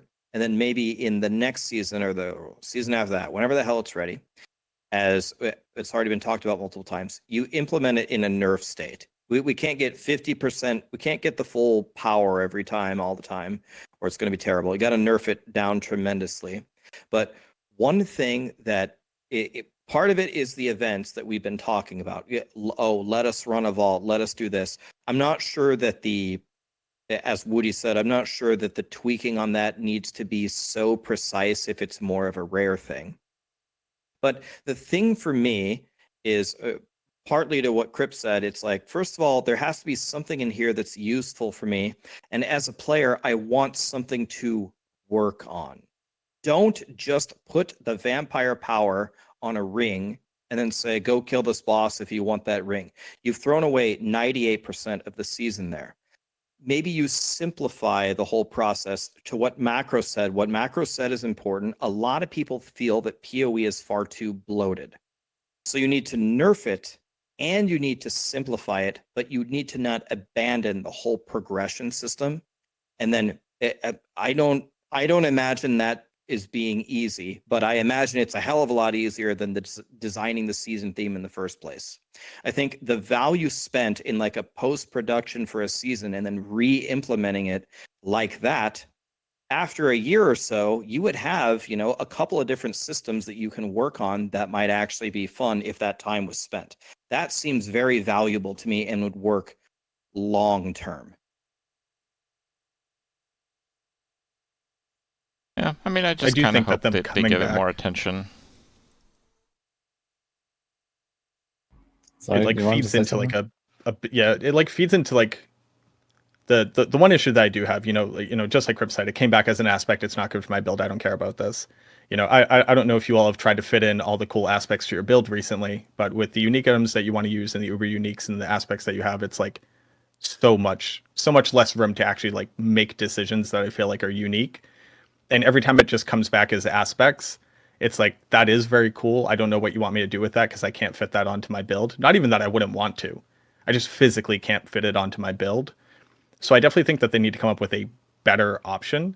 And I'm definitely not opposed to the idea of keeping it. Like, I would much rather run Nightmare Dungeon vaults as opposed to Nightmare Dungeons until the cows come home. Like, I can go kill Uber bosses if I want the boss exchange. Not to crap on Woody's desire to kill Tomb Lord for 12 hours. Or hey, maybe Blood Bishop. He's pretty cool too.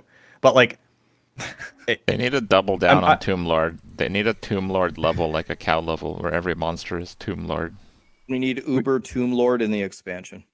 We need color palette swap Tomb Lord so he does different damage. If you get purple Tomb Lord, watch out. You need Shadow Res.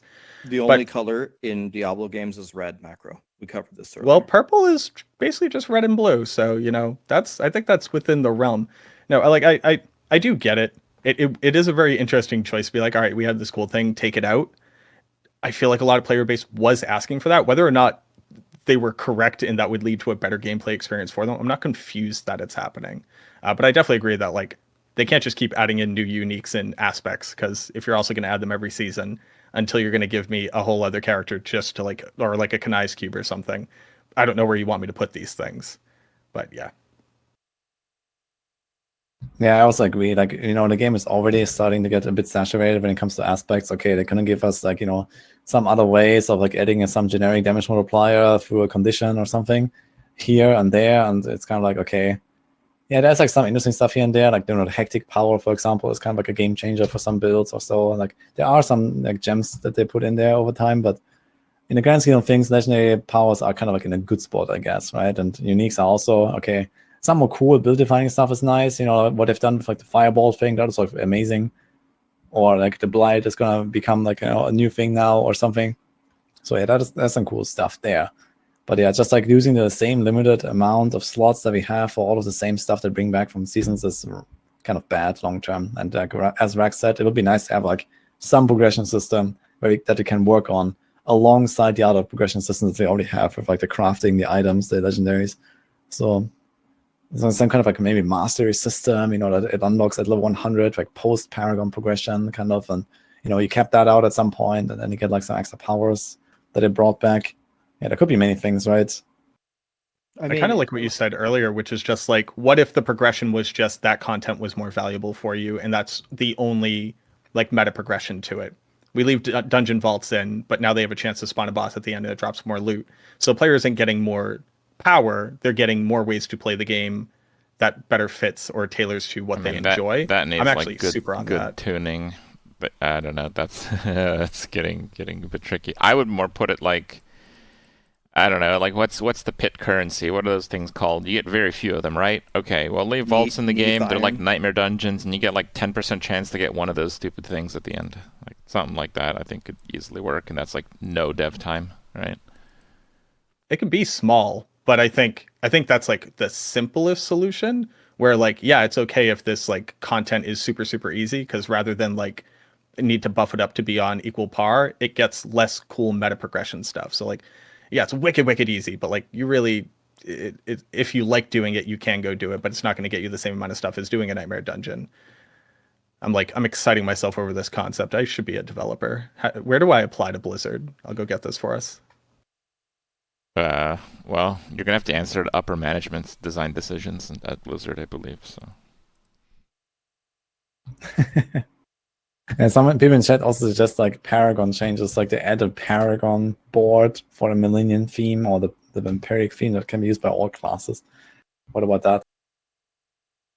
I mean, there's so many ways you could do it. Like there's so many ways you could make this work. You can bring back the pet a little bit reimagined. Like the pet doesn't really do much. He's there, but the pet can level up 5 times, and then every time you level up, you get 3 choices. You get 2% movement speed or 300 armor or whatever, and then at level 5 you spend the whole season playing with your pet, or you achieve a certain goal. You killed Uber Lilith, you cleared pit 100, and now the pet can equip 1 yellow item and you get the yellow item stats, whatever. Or you could do a paragon. There's so many ideas that you could do. I mean, we could sit here and theory craft 1,000 ideas that would work, but say anything. Give us a progression system. The malignant hearts, you just put them on a ring. The vampire powers, didn't they just put them? Again, there's no progression system. The pet hasn't even returned. I don't think anybody's upset about that. There's nothing to work on, man.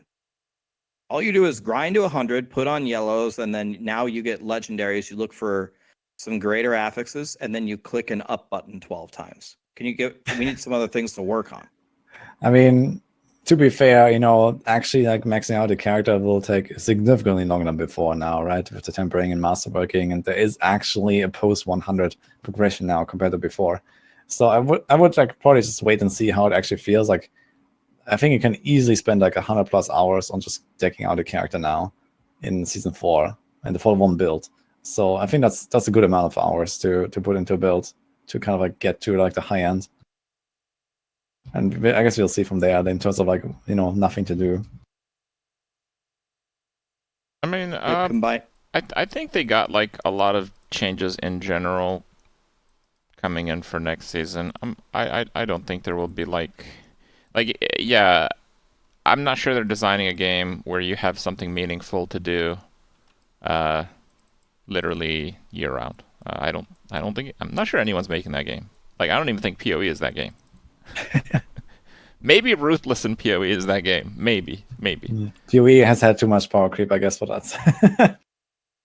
So, but yeah, I think there's kind of enough like time spent. I just wish they'd have like like the whole spirit of my point is I just wish they had some kind of like building up of content that they make in the game. Just like do something with it. And yeah, it kind of blew my mind that like vaults are not part of the game anymore. I just don't understand that. Like, why? Right? Like, I just don't understand. So yeah. Maybe they're coming back in a mid-season patch, so we'll see, I guess. Yeah, they'll Maybe put they them on already a have plans for ring them. where you just get teleported into a vault on a lucky hit chance. I mean, there is actually, I actually had some discussion with my chat like earlier about like people like the vault, like literally the vaults from Diablo 3, the Goblin vaults. And you know, they really like this like new pinata kind of like mini thing that you can open sometimes.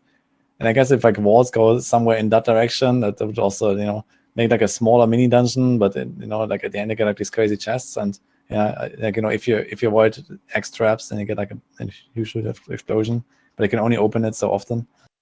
Yeah, maybe they're gonna do that. Who knows? They're also missing like on the cool factor. Like, I don't know. Like they could bring back vaults and like one of the pieces at the end drops like holographic, you know? Yeah. Then you have like the In completionist like the Andes foil stuff, you mean? doing vaults only. You want to know what's a big miss in the cool factor? It's like when you hone your gear in Lost Ark, you get like a little tiny glow, and then eventually when you like get it maxed out, you're like, you know, Super Saiyan Lost Ark character. You want to know what the difference is between a 12 masterwork sword and a 0 masterwork sword? Absolutely nothing. Nothing. That's such a miss, man. I don't understand. Could make You mean the glow like literally golden instead of silver. visually? I'm sorry, I couldn't. What? I Macro. heard half of each of you. Sorry, so like literally like visually, like once it's Masterwork 12, it's not the Harbinger of Death, like Angel of Death sword. Is that what we're Yeah, talking about? I mean, there is actually like no change at all, and that was one of the coolest things about Lost Ark. I mean, you're working on it, going to the raids, you finally hit one extra level. It just makes the glow a little bit bigger. I mean, it's okay. Like, it doesn't have to be as cool as Lost Ark, but there's nothing. I mean, the way that they tried to get us excited about masterworking was your favorite macro, the animation of hitting it, which is the worst thing ever. Instead of giving us a permanent cool cosmetic on our character for achieving this, I mean, it's going to be a major achievement for most casual players to even reach the pit, let alone masterwork something to level 12 and chew through it at RNG. And for that, they get nothing. It doesn't make any sense visually, I'm saying. Yeah, it's a fair point. I think this is like some easy low hanging fruit there, right? That I could just use to make you feel better about what you're doing with your character. All right. Well, should we move on? I had like not really many more topics now. We've already been sitting here for like 3 hours, guys. So I guess we can also slowly move towards the end. I wanted to talk about the bosses. Like, I'm not sure how many of you have actually tried the new bosses. Have you been doing those, the 2-1 bosses? We talked a bit about the visual clarity and Varshan and stuff, but in general, has anyone been trying them? Like, what do you think about them? I was going to try them, but I purposely skipped them. I was like, I'll just try them on hardcore blind for content and probably die. So I got Oh no boy. idea. I think I hope you bring scrolls, yeah. I think we got to have a really cool really cool experience, which was just us like blind trying out Grigor with like the 4 of us, Woody. I had an amazingly fun time just like getting stomped 2 or 3 times and being like, what do we do? Like, what's like, do we just need to get good? Is there like, can we swap an aspect? Can I go drink a different potion? Will it all get trivialized? Of course. Yeah. Yeah. Like, we can't have a power fantasy in this game and not trivialize content. That's just like how video games work, it turns out. The better you get at it, the easier it is. But just like going in and trying it on relatively poorly geared characters who managed to scrape together enough resources and then just doing it until we won, that was fun. I had a good time doing that. And I like how they've attacked. It doesn't just one shot you, it's a stacking debuff. And if you keep screwing up, then you're going to be the one team member who needs to get rezzed 1,000 times. And that just feels bad. But it's also, funny as hell for your friends who are playing with you. I had a really, really good time with the bosses. I did that one. I did Varshan solo. That was challenging because I think his barrier is bugged. And I haven't tried the other ones yet, mostly because I just hate the beast in the ice. Like, fundamentally, I dislike that fight. But I had a really good time with them. Okay, and Rax hasn't tried them. And Kripp, have you done them? I have not done any of the bosses other than what's awaiting at the end of the pit, which is basically a white mob with summon necro. Okay. Yeah, I guess as summon a necro, you probably don't have too much trouble. Yeah, but basically, like one of the main mechanics that I've added, and I guess that kind of went unnoticed by most people, is that every of these tormented level 200 bosses, they have mechanics that if you get hit by them, you get a stack, and that is an exponentially stacking extra damage taken buff. And basically, you can allow like 1, 2, maybe 3 mistakes, and then it's over for you. So you have to make sure that you dodge certain like very crucial mechanics. For example, on Varshan, every time you miss the dance, you get a stack. And like on Duriel, every time he hits you with like this spit, like these balls that he spits out or something, you get a stack. Or on Gigar, every time you hit the lightning pillars, you get a stack, and these kind of things. So this is sorry to spoil it, Rax, but I'm taking notes here.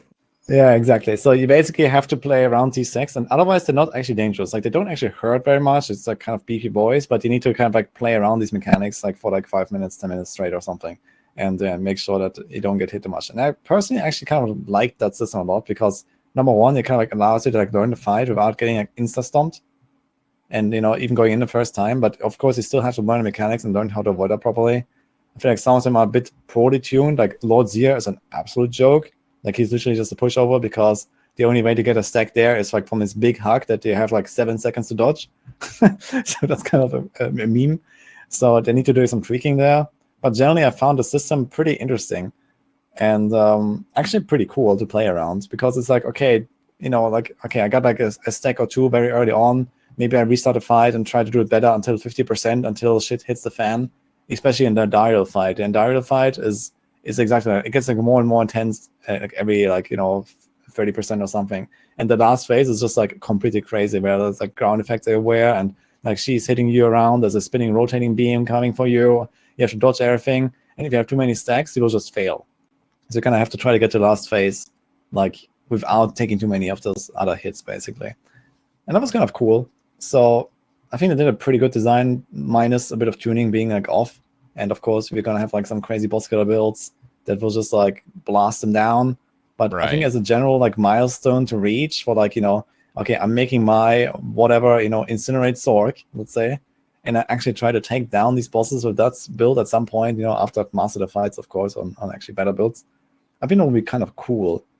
So I'm actually very much looking forward to that. I really enjoyed it in PoE as well, where we had like these milestones, these Uber bosses, and I always loved taking every single one of my builds and kill all of the Ubers with them, no matter how terrible those bosses were. The bosses, like those builds were the bosses, and I think that's how it's gonna be in Diablo 4 as well. It's kind of like have you done this with this build? And that's yes or no. That's awesome, I think. So I really hate to be the party pooper here, but in all reality, it's going to probably be fairly high access content, which means you're going to invite the Hoda Barb that's going to kill it in 1 second, and the mechanics are not going to matter. They are, yeah, like I I mean, said, outside of like bugs, main they are thing. so tanky you can't just one shot them. Actually, they have like a billion to 2 billion HP, so it's quite a lot of HP actually in solo. So So like 2 Hodas, or but they are like the most exciting thing for me this upcoming season is going to be the standardization of defensive stats. I think that is like very big for the game, but they're not really doing that for offensive stats. Like, yeah, as long as barbarians have 4 weapons, and as long as items exist that giga multiply your biggest hits with each other, which is on multiple items right now, like, yeah, in terms of like group content, that's just always kind of gonna be that way. I cannot imagine a world where that very hard boss doesn't get killed by Rob or equivalent in like 1.5 seconds.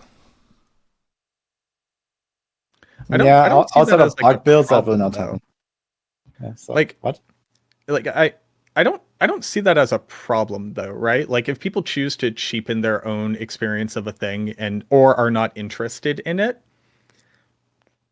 fine. Like I'm not really here to like define how they play the game, but if you are just trying to say like, did I do it on Twisting Blades rogue. Can I go do it on companion druid?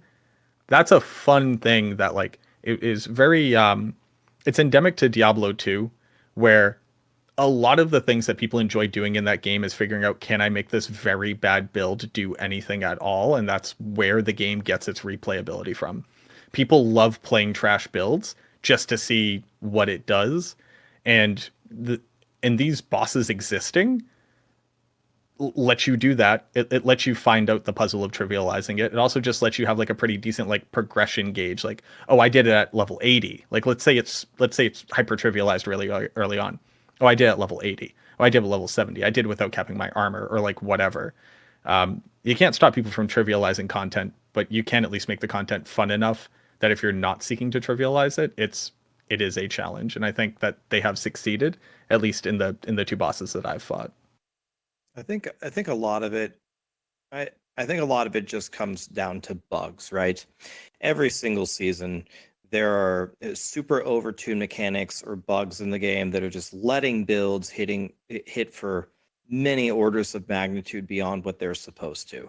And until we get down most of these, again, without reintroducing more with every patch, I think what Kripp said is inevitable. Someone's going to find some build, some bug that's just going to destroy it, or maybe just group play is just so strong in and of itself that the HP scaling is just really easy. I'm not sure. I would be shocked if that's not what happens.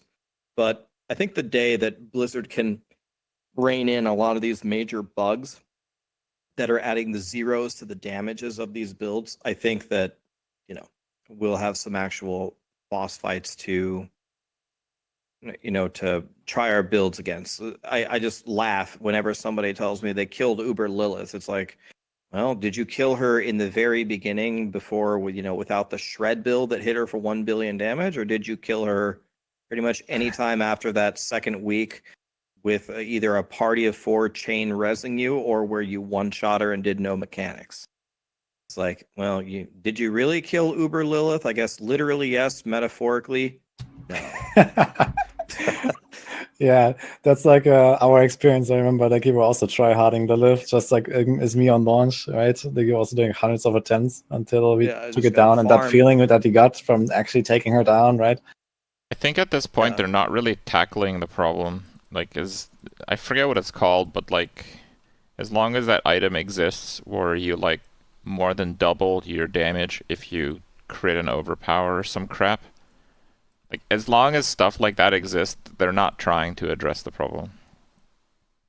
And they have been nerfing it, and I guess Hoda is not necessarily the best build or something like that. So we have other stuff now. We have Minion necros that are good on single target, right? So there's going to be good ways of taking down these Ubers for people that really want to. And I think another good. Sorry.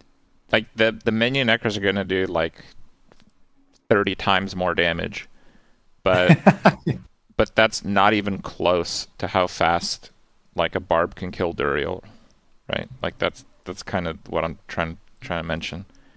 Yeah. The difference is regardless doing of which it all build the is the time, best one, I which is guess why it they're doesn't going to really seem matter. overpowered. But yeah, it's not quite like that. As long as a character or two can kill the hardest boss in 5 seconds, then yeah, whatever. But I don't know. Did I miss it? Are they tackling things like that? I didn't really see that. No, they are nerfing the Banishor's Talisman, for example, and they have nerfed Overpower. Hoda itself. Tibalt's Will. Yeah, there were several things that kind of hit, especially Hoda Bar very hard in the nerfs, and it only does 90 million now instead of 1 billion. Doesn't Tibalt's Will have DR from close? What do you mean they're nerfing Tibalt's Will? It's Tibalt's Will is not nerfed enough, that's for sure. Yeah, but that's another topic. I'm literally not even using Tibalt's Will anymore on Necro. It's just not good enough. But it has DR from close. I was gonna say, that's a softcore mentality. I'll do anything for DR. No, but basically, another thing I wanted to get at for these bosses is also that there is not actually a reason to do them. They're literally just there for challenge. There's no extra loot. There's no special items they drop, and I think this is also kind of a good way of making them as hard as you really want them to make them.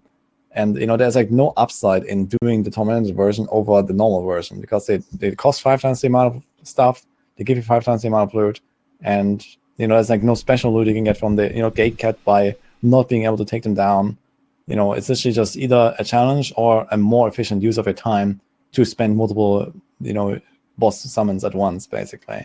And I think it's also pretty cool about them. It's just like the main problem that I have is like, okay, like I want to make a build. I want to try to take down all of the Uber bosses with that build. Every build I do, it's just gonna be like, the general baseline of, me succeeding with a build, or feeling like a failure. And then it's like, okay, I have to actually spend, 5 times the amount of summon mods now to actually summon a boss a single time in a solo environment, where I could have done a rotation with other people, and that rotation I would have summoned 5 times, and then other people would have summoned 15 times. So I'm missing out on 15 boss kills of loot every single time I do one of these boss kills, just to have like, the satisfaction of taking it down or not on the build. And I think that's kind of like the just like solo versus group thing kind of just gets even worse now, because now I kind of feel like I want to do them solo compared to before, where, okay, I was going to farm the bosses in a group, fine, they're not challenging, I don't really have like satisfaction on killing them. But now I actually want to do that, but I feel like it's just it's such a huge waste of my time, and it takes usually hours to farm a single summon, and they still, I feel like they still need to address this group issue here that we had all the way through season 2 and season 3, that they still have not really changed, where you can leech from other people basically. I think it's impossible, right? It just needs to be solo self-found as an option. Like, I've talked about this a lot. Like, how do you actually address the fact that playing together is more efficient while simultaneously not disincentivizing people to play together in this MMO of an RPG, right? Like, it has to be that there's a reason to play together, and it has to be fun. And that inherently means that people who don't play together will be worse off. And the only way that you ameliorate that is with the solo self-found mode. And until they add that in, we just have to accept the fact that they're like, hey, sorry, single players, enjoy less. I don't think that solo self-found is really the solution here, and there are other ways to solve it though. Like, the thing is that even with solo self-found in the game, most players that mainly play solo will still not play solo self-found. Like, we see this in Diablo 3. Like, solo self-found is actually not like very much chosen game mode for how many players actually play mostly solo or entirely solo even. They just don't choose solo self-found anyway, because maybe they think, at some point I might want to group up and do like a few runs with some guys or my friend or whatever, but they still 90% play solo anyway. So solo self-found does not solve that issue of always feeling terrible when you go and do that boss alone. It's more like, why can't I just find like a more reasonable ratio between, okay, for example, like the guy who summons the boss gets a bonus similar to like this. Actually, they literally introduced this in this patch in the PDR, where if you contribute to summoning the Blood Maiden, you get extra loot from Blood Maiden. Or similar to the pit, like if you open the pit of the rune shots, the party leader gets the most of the mats. In fact, in the pit, it's like the opposite, where it's the same amount of materials, but they're split between the party, but the guy opening gets the most, which is, the extreme like opposite such end. Simple solutions if you want to be fair about it. Like, it's actually stupid in the pit as well, because that's the opposite extreme, where it's actually completely disincentivizing group play. Whereas it's the bosses where if you don't do it in a group, you're always going to be stupid. So, why don't you just make something like, okay, you get like, 100% for the guy who opens it, and like, I don't know, a quarter for the rest, and that would be like, okay, it's still nice, you do a rotation and you get a bit more. It's kind of like worth your time, because you still have to, spend some minutes summoning that boss, killing it, and so on. But it's not like, okay, 4 times more efficient, and everyone who wants to do it solo just feels like they completely wasted everything. I think what they need to do is bring back the real PvP that Diablo introduced, called loot PvP. I think if you group specifically for a boss kill, it should only drop 1, not 4, and then it's like open. So if you have friends that need like a boss, you can like help them get it basically. And otherwise, I hope you're a fast clicker. It's not enough drama in D4, There's also just everybody pays their own fee, right? Everybody pays the 5 times mats, everybody gets loot. So it's not strictly better, but you can still be the person who carries. And like, you can still go buy a ton and just go hand them out to everybody, but it's not this multiplication of drops, right? Like, that's ultimately like the biggest issue. It's a multiplication of drops per resource spent. And you could still get your Hoda Barb, and you can even pay him a fee or whatever to like come do it for you. but you got to supply him the mats so that he can do it. Like, I think that's pretty fair. I don't It's know. just yeah. I Let's think it's just fair. identify that they're not really even trying to do the fair part now. They're just kind of whatever. Oh, with the 100%. current system. Yeah, but the question is, where's that coming from with the pit? Like, like the pit is like the opposite of like group play enabling, basically. Because not only do you spend, together time in the pit, but then you get the same loot for everyone shared between the players. It's not like this guy gets their loot and this guy gets loot, but it's, one pool of loot is basically what Kripp described, just without the PvP part. The guy It's who the good opens gets part. the most. Yeah, and then the other guys leeching, they get less, but it's like say the same number. It's like the opposite. Like when you think about it, okay, like previously there was like this explanation for like the way that bosses work is, yeah, this is like a MMO light, and this is Blizzard. They like to do group play, stuff and the games. They like them are on the side of making group play better than solo, and I can understand all this reasoning, and it kind of makes sense. But it could be like less extreme. But then there's the pit, and the pit is exactly the opposite. It's like solo only. You never would do it in a group. Like it's just like the opposite. So For like exactly the concept of this discussion, I think the better solution is what Macro said, to add SSF. The people, like, I understand SSF might not be the most popular choice, and that's fine. Like for me, it's not all about popularity, but the people who feel like the most impacted by the fact that group play benefits you when they never want to group, give them a mode to just play by themselves and achieve by themselves. And when you have leaderboards in the future, they can be compared against such players. When you don't pick SSF, it's kind of you signing up for saying, well, there is group play in the game, and usually group play has some benefit here and there. Blizzard can do everything that they can try to do to try to balance it. But kind of this whole discussion that Woody's bringing up, like back and forth, this mode is so overpowered for group, this mode is only for solo. It's so hard to balance that I think the easier solution is make SSF for the people that love solo only, and they can play that. I think that's the easier solution. It's the solution that I would prefer. It's what I would pick personally. I don't know. I don't think that's like an easier solution compared to just balancing it out a little bit. Like we're not even talking about like a group meta versus a solo meta, like in Diablo 3, right? Where you just have like support characters and they completely elevate, like the power they can achieve in a group, and you go like many tiers higher and you get like 20 times the amount of XP than a solo player or something. It's not even that. It's just like you go, you kill a boss together, and you get 4 times the amount of loot for the same materials. And the big part about killing the boss is not killing the boss; it's getting the materials. And this is just the point. The part that makes no sense. The boss is the easy part. Getting the materials is the hard part. But you multiply the materials just for partying up with others. It's just kind of like a stupid solution, I think. I don't know. And I SSF would like not really the solve group it. experience for Duriel because you get to see if the barb crits or not on his overpower. I like to see how much DPS I do before they get their rotation together. Like one time I committed like a solid 5-10 million damage before he bonked it, and I felt pretty good about myself there.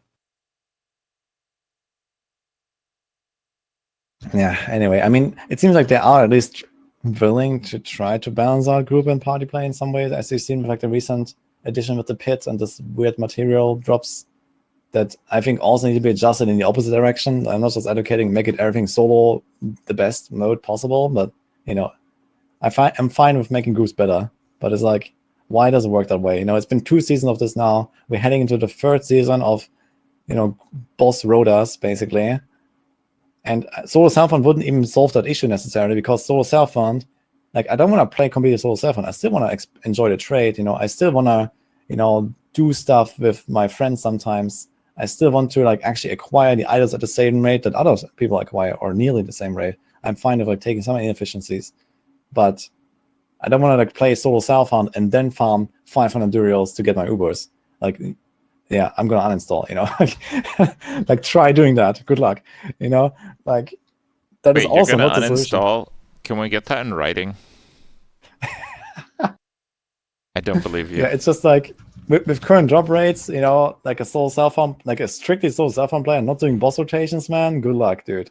Like, you're not even talking about greater affixes on the Ubernics, right? So, But if we think about that philosophically, though, so what you're saying is if you implement solo self-found into Diablo 4, it's just extremely unfair, right? Which you're right, I agree with you. So, but what's the problem there? Is the problem implementing solo self-found, or is the problem the balance of Diablo 4? If we have Diablo 4 and we say implementing solo self-found would be so unfair that we can't play it, we have a major problem with the base design of the game, right? yeah, that's kind of the point I was trying to make. I think it's a major problem with the base design of the game, because you have a lot of people that will, even with SSF existing, will not choose SSF for various reasons. Either they're not aware, maybe they don't want to have that restriction, even if they always play solo. Maybe they want to trade, maybe they want to play with their friends on the weekend, but otherwise play solo. There will be many people not doing SSF, and a lot of people just even hate doing boss rotations. They don't want to sit in the Discord and try to find people for the boss rotation. And if you could at least somewhat viably do it solo, they would probably. It's just like so far disconnected from the solo player rewards or the group rewards that it doesn't make sense to do so. So everyone just holds onto their stuff, doesn't kill the bosses, waits patiently until they can do a rotation. Then they get scammed because the guy just quits before opening. And it's just like a terrible experience, I think, for everyone. And a solo self-mode does not solve it. The problem is the imbalance. Yeah, so I agree with you that solo self-found alone does not solve the problem, right? There's a problem inherently in how the bosses work and how solo and group play works.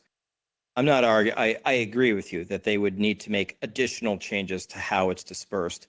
But I think also part of it is, as you said, it's the whole process of grouping that people hate as well.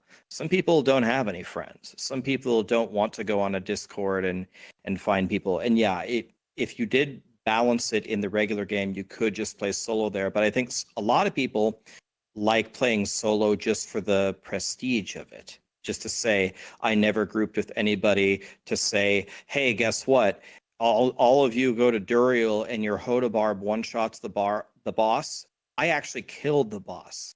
You know what I mean? So I think solo self-found does give you more than just balancing the rewards gives you in the base game.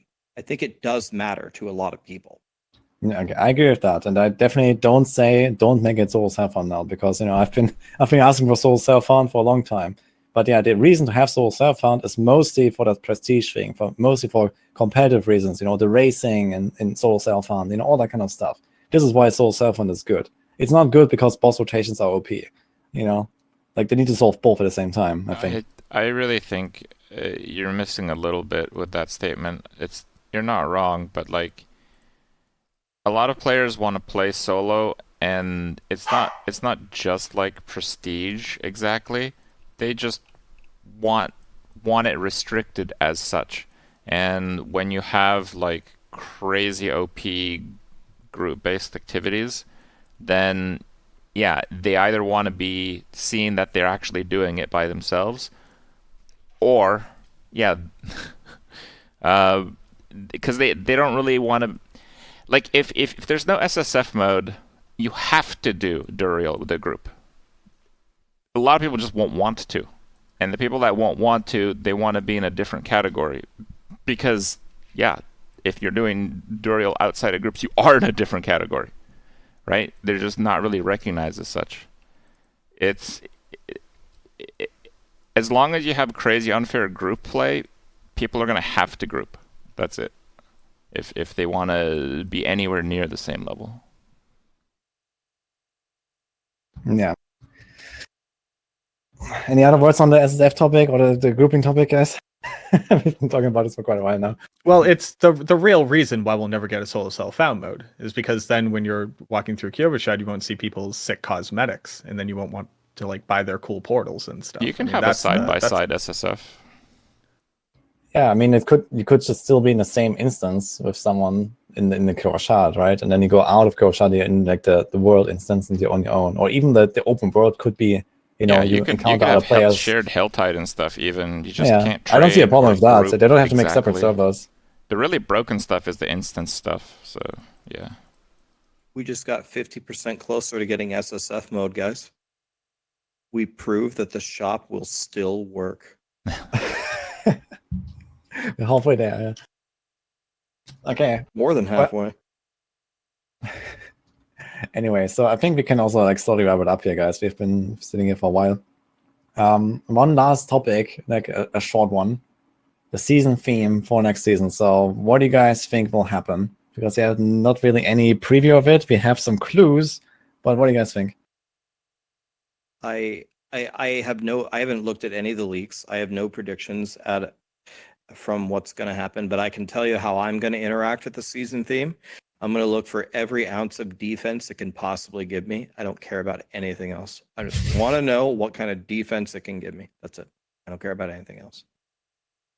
Okay, so there's going to be like this new zone that you go in there to get the stuff, and then the stuff's going to be like take 20% less damage or deal 50% more damage. And then there's going to be this other thing where you can apply vulnerable, because we have to fix that and break it with every season mechanic. And it's going to have a cool name. Which one are you going to take? The 20 DR, the 20 DR, the 50 damage? I don't know. Depends if the minions get it.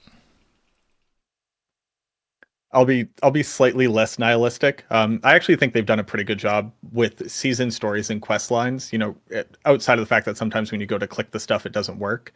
But like, I think the story of season 3 was pretty cool. I think the story of season 2 was pretty cool too, until they completely didn't deserve her like trying to turn on you. I think you should have like turned into a flesh-eating vampire for a little bit, and she had to take you down. That would have been cool. But obviously, I mean, like we've seen like the Iron Wolf stuff in the game. We've seen you get Wolf's reputation. So I don't think they're breaking too far away from the mold. The interesting part is that like one of the Iron Wolves is in the Helltide. So it's content that's theoretically returning, at least in part, to the open world. And I'm trying to figure out how they could possibly fit more stuff into the Helltide without absolutely like choking the life out of it. So I am hoping it's something that isn't just purple Helltide, and that we will probably get either some alternative to like doing whispers, doing nightmare dungeons, or like some parallel progression that is like the pit light. And then I like the reputation board, kind of. I don't like going to a vendor and like buying stuff, but I do like, oh, you've done enough of the open world whatever stuff, you can go get your cash. And I hope mostly that they've just learned from their past mistakes, which is like the final cache of season 2 gave you 10,000 blood when you already had 50,000 blood, and instead actually gives you like valuable stuff. Like, oh, I opened up my last cache and I got an entire inventory worth of whatever materials or something like that. Gonna have sacred But items in it. All right, don't put that badness on me. I would really prefer if like I opened up a cache and the items made sense for my progression point. No, but I unironically think that they've done like a pretty good job of making what you're doing in the season make sense inside of the story. And I appreciate that about it, because it could just be like throwaway nonsense stuff. But it will just be like pick your poison of power. And I hope it's more so utility and mobility as opposed to power and defense. Because then I could, I don't know, move faster than max run speed on the Necromancer for once. That'd be pretty cool. And the final boss will be Uber Tomb Lord. Sounds like a great season to have. Yeah, I can't wait for that one. Okay, real quick tinfoil hat. Because we're getting Iron Wolves, and Iron Wolves are very specifically the mercenary groups in Act 3 in Kurost, the jungle outside of the Travancore and the Durance of Hate, where Mephisto is. And obviously this season will bring us to August, where we should theoretically be getting information on the expansion that's coming out late into 2024. It would be cool if this season was a T-ball up for at least some of the story that we should expect to see when we inevitably go try and get Mephisto's Soulstone back from super corrupted, whatever her name was. I don't remember. The most forgettable character in this story. Hold up. If it's like a prequel to that, and if the Mephisto mechanic still has Tomb Lords in it, what if they do that through a Tomb Lord segue so everyone's happy? If Tomb Lord isn't in it, the season's going to be an L. Big L, no Tomb Lord, no Blood Bishop. Where was my Sea Hag?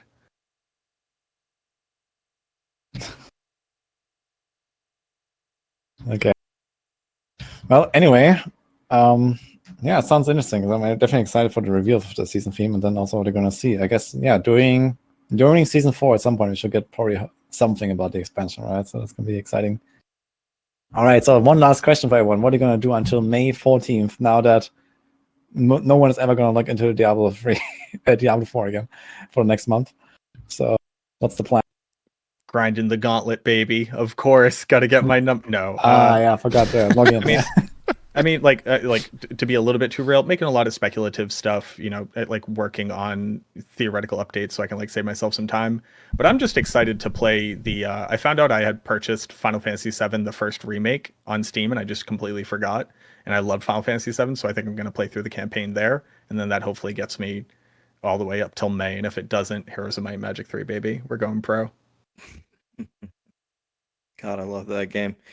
Play a little D3 on Friday. Always got to jump in. We gotta mess around, and I think we have No Rest for the Wicked, the Dark Souls ARPG next week, the following week, right? So probably mess around with that soonish. Yeah, I think. Yeah, I think it's a week or so away or whatever it is, and then probably if we beat that, then probably go back to PoE. I heard they updated the league and it's fun. So well, they updated the league. Okay, they updated the league, but it's not fun. All right. Well, then we won't have any fun on PoE until D4. They still have this thing where, like, unless you're micromanaging the map when you put it in, something just does like 5 times damage. So yeah. unless your character is that over tanky, you just have to just really micromanage it in that window thingy again. Well, I have 5 hardcore characters dead and 0 alive so far this league. So right. I So know what you mean. That shouldn't that's not fixed yet then. All right. And Kripp, what's your plan? Well, I'm kind of just like chilling the PoE League, but I'm not like super hooked or whatever. Usually I'm much more interested in PoE League. It's a bit of a bust this time, but yeah, we got like a big Hearthstone update. We got like Hearthstone duos, I think on Tuesday, where you like cool, play actually. Battlegrounds and you like trade cards with the person you teamed up with. It's like Team Battlegrounds, so. Yeah, I'm all right. I'm not gonna be sweating out until the next D4 season. That's okay. I don't think you should ever plan to play only Diablo year round. There's like I think PoE overall is the most complete game I've ever played, and I still can't imagine playing it literally year round. So yeah. But card games are fine, I guess.